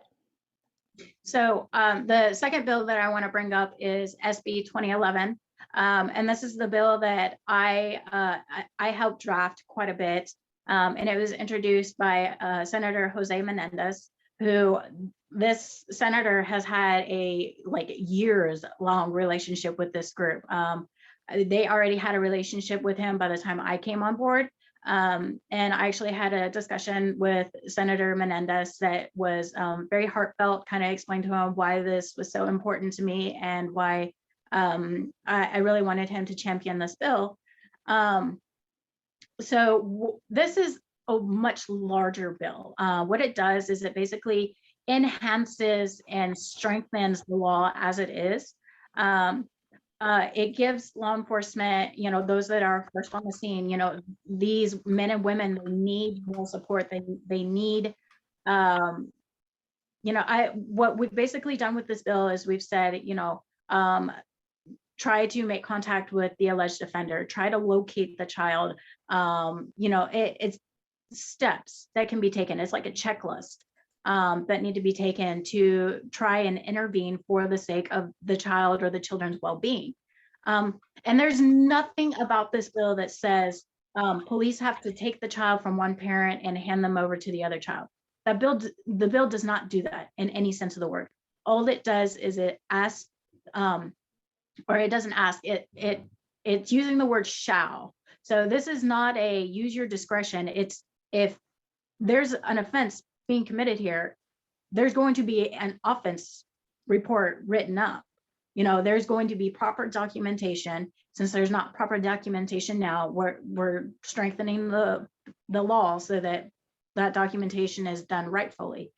And from there, it just gives more steps and more of a backbone to the bill to make sure that the district attorney, I'm trying to think of the term that's put basically it gives information to the district attorney that says, oh, well, what if this parent was running late? Well, no, we've covered all of those scenarios. So if it's out of the parent's control as to why they were late or didn't show up with the child to do the exchange, as long as they communicate, as long as they inform the other parent and they're like, hey, sorry, we're running late, or, something completely out of their control, and it's not on a regular basis, then this is not something that they can be prosecuted for. You can't be prosecuted because you got a flat tire, and you can't be prosecuted because the child's daycare activity was late. We know that the DA office doesn't just pick up the case with the first citation. They exactly. Right. They need to look at this, like multiple of these offense reports. And by the way, parents, when you go and ask, you want to ask for an offense report. It's not an incident report. It's different. And with the offense report, now it's the criminal matters in the DA, the district attorney office. They are looking at those. The incident report is just a civil matter, so you really need to push on the district attorney side. And so yeah, anyway, and Derek posted in the chat room there's a list of the bills. So yeah, anyway, go ahead. Sorry. Anyways, so not only does it give a checklist to law enforcement, but it also gives a little more clarification to the district attorney's office as far as prosecution goes.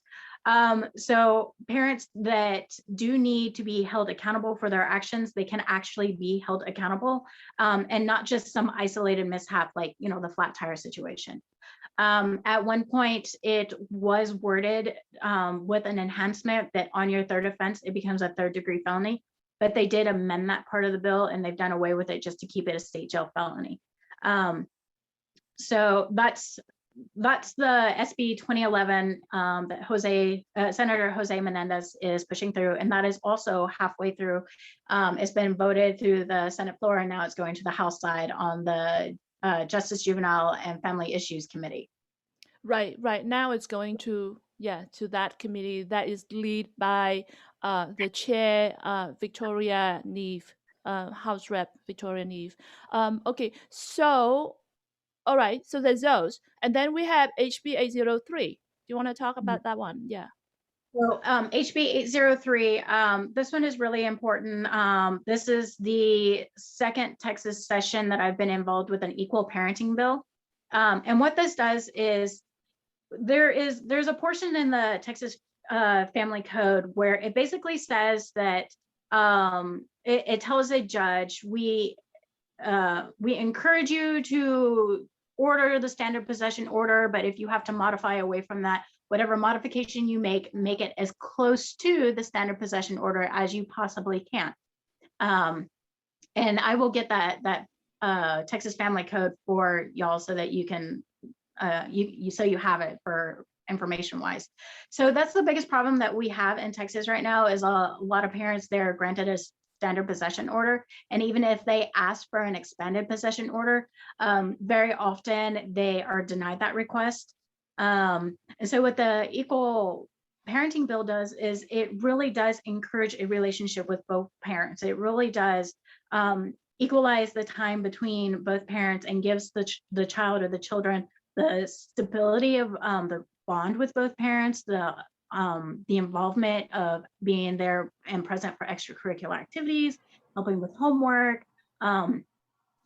gives parents the chance to not miss out on milestones, the child learning how to ride a bike or losing teeth, whatever is occurring in that child's life, both parents have next to equal opportunity to be involved as much as possible.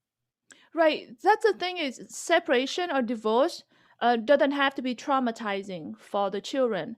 It's all the stuff that when you put the child in the middle of that conflict, that's when it starts to become traumatizing.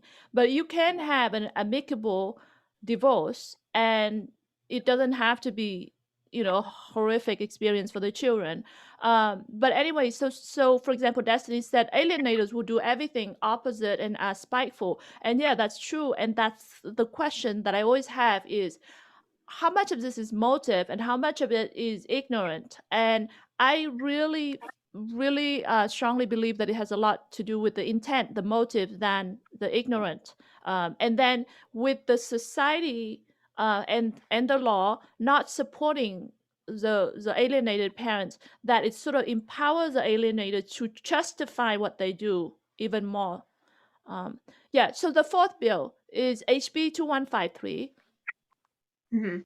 Yeah. So this is the one where it's basically asking the legislator to, or Texas legislation to make alienation, to make it a crime. Yeah, a essentially. child abuse, to get it recognized as child abuse. Yes.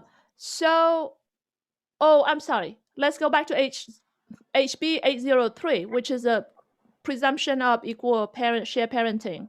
So what happened to that? We had a great turnout at the hearing. A lot of parents turn up and testify. And then what Over happened? 100 turned up to testify, and it was a wonderful turnout. The hearing was held in the Justice, Juvenile, and Family Issues Committee, and that's where SB 2011 is sitting right now.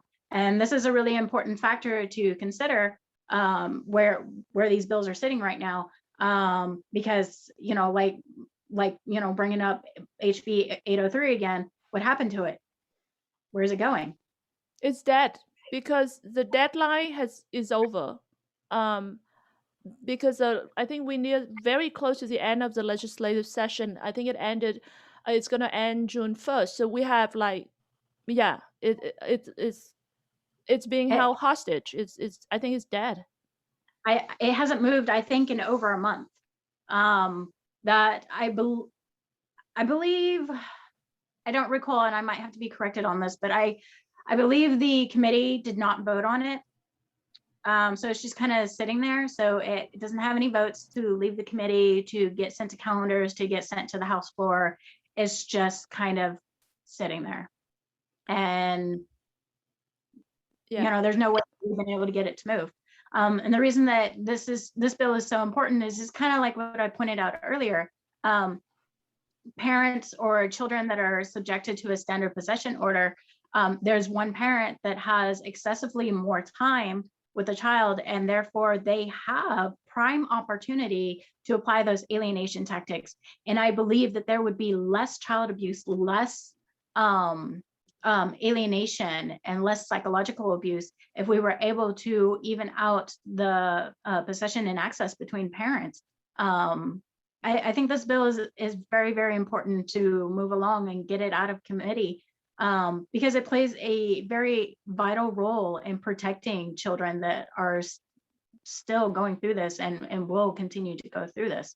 Another important factor to bring up is a lot of people that speak out opposed to equal parenting bills are domestic violence advocates. And I'm sorry, but that really offends me. I'm a victim. I am a victim of psychological abuse. And the fact that domestic violence advocates want to speak out and say that equal shared parenting is going to give an abuser access to their victims, I'm sorry, but that's already happening. The standard possession order is what's giving abusers access to their victims. And I need those advocates to be more educated. I need those advocates to have a conversation with me, because I need your support. And children like me, like where I was in my childhood, they need your support. So Yeah, and that's a very big problem. Is that domestic violence activists do not recognize that parental alienation is real, that it is a form of child abuse, that it is a form of domestic violence. Like, we are really fit right into it, but somehow they decided to make us the I don't know, the scapegoat. yeah, it's called pseudoscience. Nobody wants to validate what we've actually been through. Right. And that's crazy to me, because you're not fighting custody, you're not trying to reduce child support, you're not trying to get even with your ex, none of those things.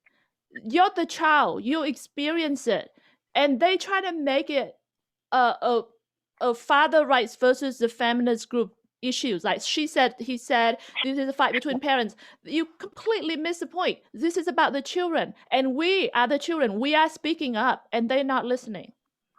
Exactly. Yeah. And I think that's the biggest problem with 803 is, people that are opposed to it, they're opposed to it for all the wrong reasons. Yeah. And we're not advocating for an abusive parent. It's Absolutely the point not. of it, right? The point of it is to have a starting point, the presumption of equal, until you establish something. Right. And the most important point about this bill is, if you are able to get a standard possession order, that means that you're a joint managing conservator. So equal shared parenting is also for joint managing conservators. So if you're good enough for a standard possession order, you're good enough for an equal parenting possession order.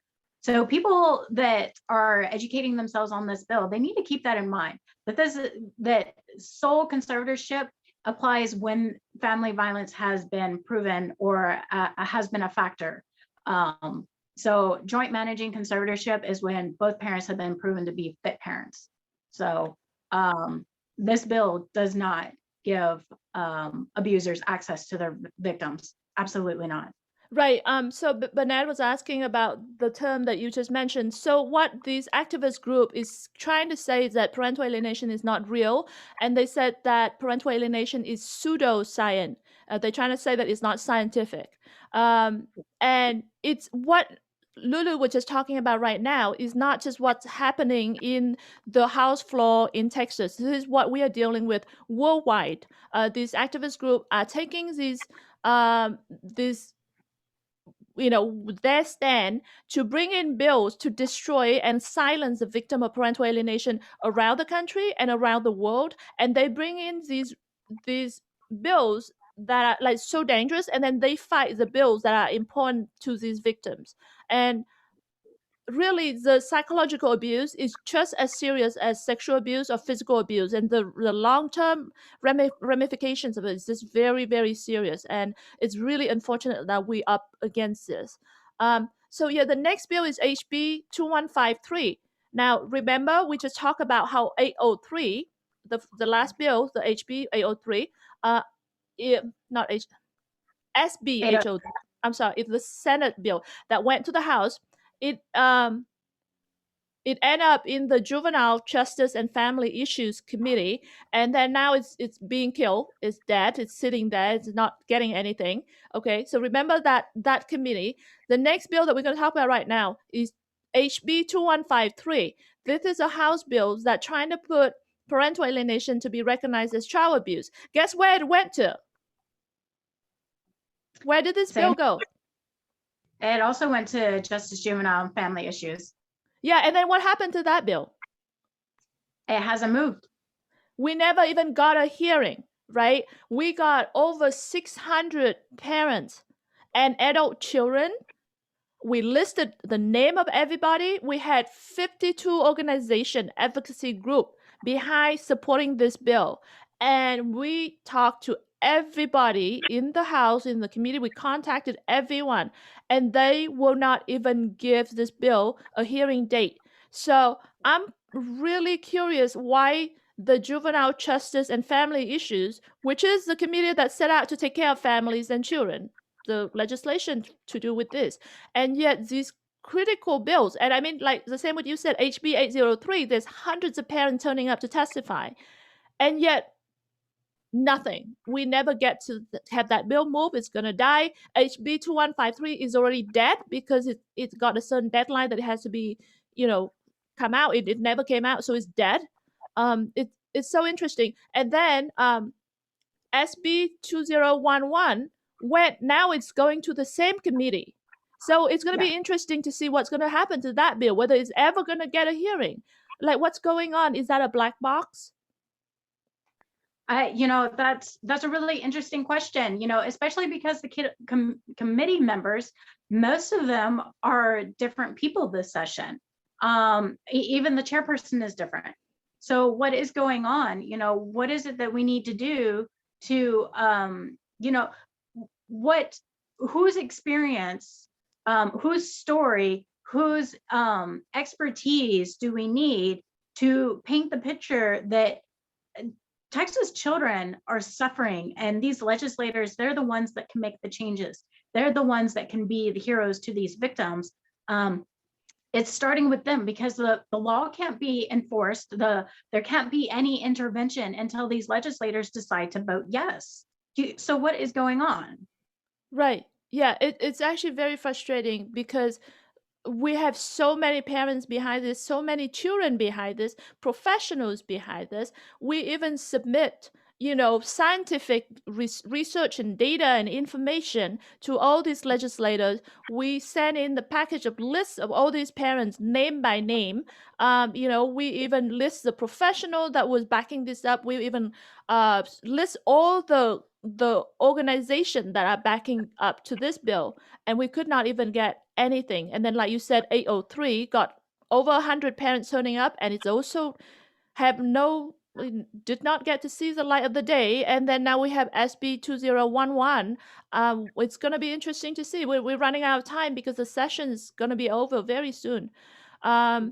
So we only have HB 4240 that is going into the Senate, and it's going to be, let's see if we have any hope there. That would be, yeah. So, and I do want to point out, just because these other two bills haven't moved, for whatever reason, for whatever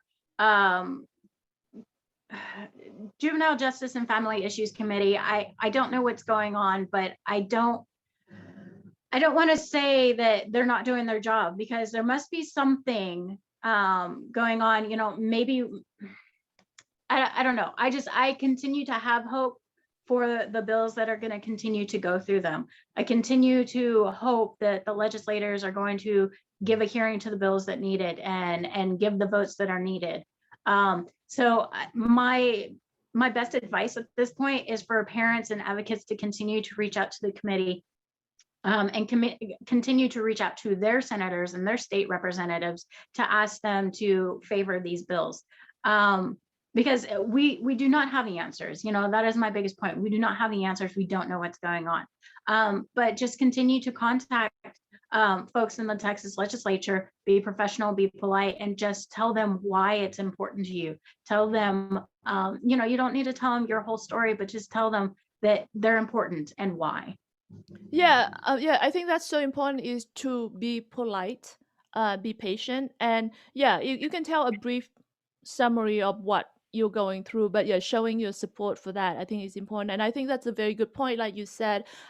So for parents that haven't seen it, I actually interview Senator Jose Menendez, as well as the House Rep Richard Raymond, about those two of those bills that we talk about. And I also actually asked Rep Raymond later on about what he thought about what's going on, and he also emphasized that we need to have faith that everyone have good intention, that let's not question people's motive, because there's a lot going on, but we do want to know, we do want to have information, like, is there something there that we are missing, so that hopefully in the future we can create a bill that is truly in line with everyone involved.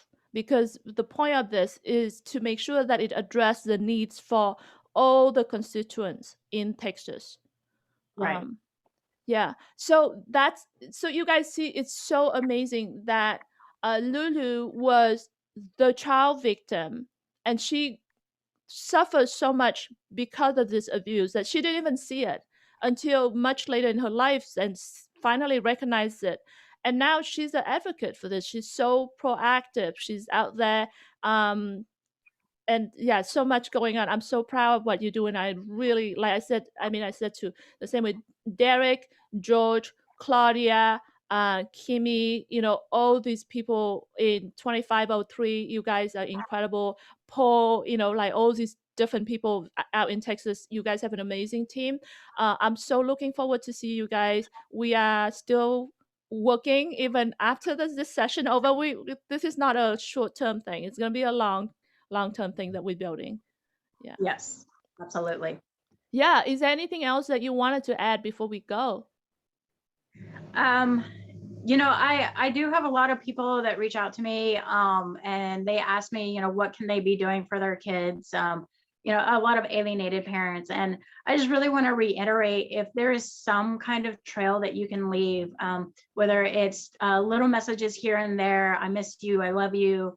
If you want to put together a photo book for them, or, just put something together for them, because when they wake up, it's going to be like coming out of a fog, and they're going to be traumatized. It doesn't matter what age, they're going to be traumatized. There's going to be a lot of open sores, a lot of hesitation, a lot of grief, a lot of walls to bring down.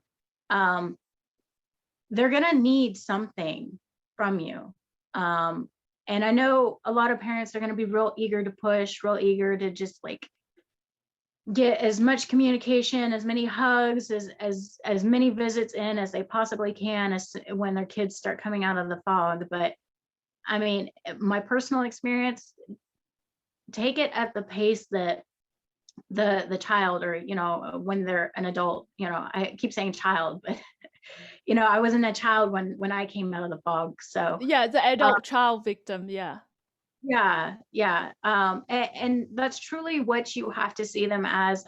Maybe not so much as a victim at that point, but at that point they're a survivor. That's how I am able to relate to my situation, or relay my situation, is I am a survivor of parental alienation. And there are kids, and we know for a fact there are parents that take their lives over these situations. So don't give up. Oh my God. Actually, so you mentioned about, parents and kids that takes their life because of this.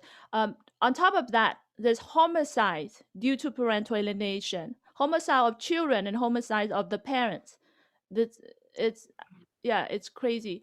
There's a question. There's a question earlier on. It was very good, and I meant to make sure I don't forget. So I remember it now. Okay, so the question was, I think it's from Tyler, was that if you were a child, now that you're looking back, if you were a child at that point, do you think it would have been helpful for other adult alienated children, survivor, to come and share their story? Would it help you recognize, let's say at school, right? If there's an event where 3 or 4 of us turn up and talk about our experience, do you think if you were watching it as a child, would that have helped you?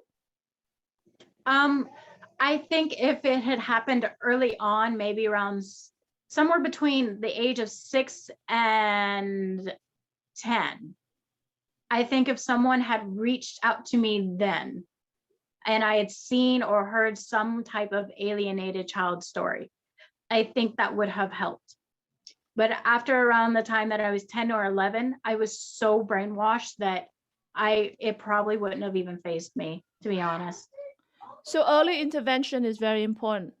Very important. So I think that's what we're going to do. You and me and all of us are going to travel around and give talk to these schools. No, I'm serious. I'm not joking. Yeah, we're going to be, I'm so looking forward to see you. Yeah, please do come. I'm going to get to see Lulu and Derek and George and all that in person very soon. But it feels like I've already known all of you guys in person. It's weird, this internet thing. Yeah. But thank you so much. Really amazing story, amazing transformation from where you came from and who you are today, and how much you are giving and advocating for other people out there. That's incredible. And by the way, she's not getting paid. I'm not getting paid. None of us are getting paid. We are still have to take care of our bills and doing Yep. our normal lives. Yep. Right. This is just whatever free time we have, we put in all the effort that we can. Right. Yeah. So thank you. Thank you so much. And yeah, I'll see you soon. Yes, ma'am. Okay, you take care. Okay, You bye. too. Have a good day. All right. You too. Okay. Okay, let me see if I can go and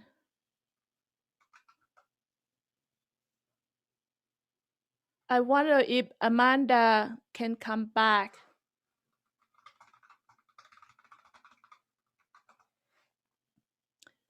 If Amanda can't come back right now, I think we can just figure out a different day to bring Amanda back. She's in Australia, and I think there was a mix-up with the time schedule and things. So I think I must have sent a wrong time or something. So that's why she was not able to join when we started. But don't worry, we'll make sure that we get her back when the time another time, because we're still going to be here. So thank you. I wanted to add another thing though. Talking about what you should do as target parents, the other thing that is also very important is to create videos and letters that is just in case videos or letters. So think about that. Create a video that you can tell your children how much you love them, and think about think about a video that you want your children to play if you are no longer around, but it's on their wedding, on their graduation. Like, think of these occasion, Christmas. So you wanted to create a few of those. Try to think of that, and then write letters too. So both video form and letters. There's many things that you can do actually. So I think Amanda is not coming back right now, but we'll figure out a different time. And thank you so much, you guys. Please like, please share, and feel free to leave more comments. We're always gonna try to look more for things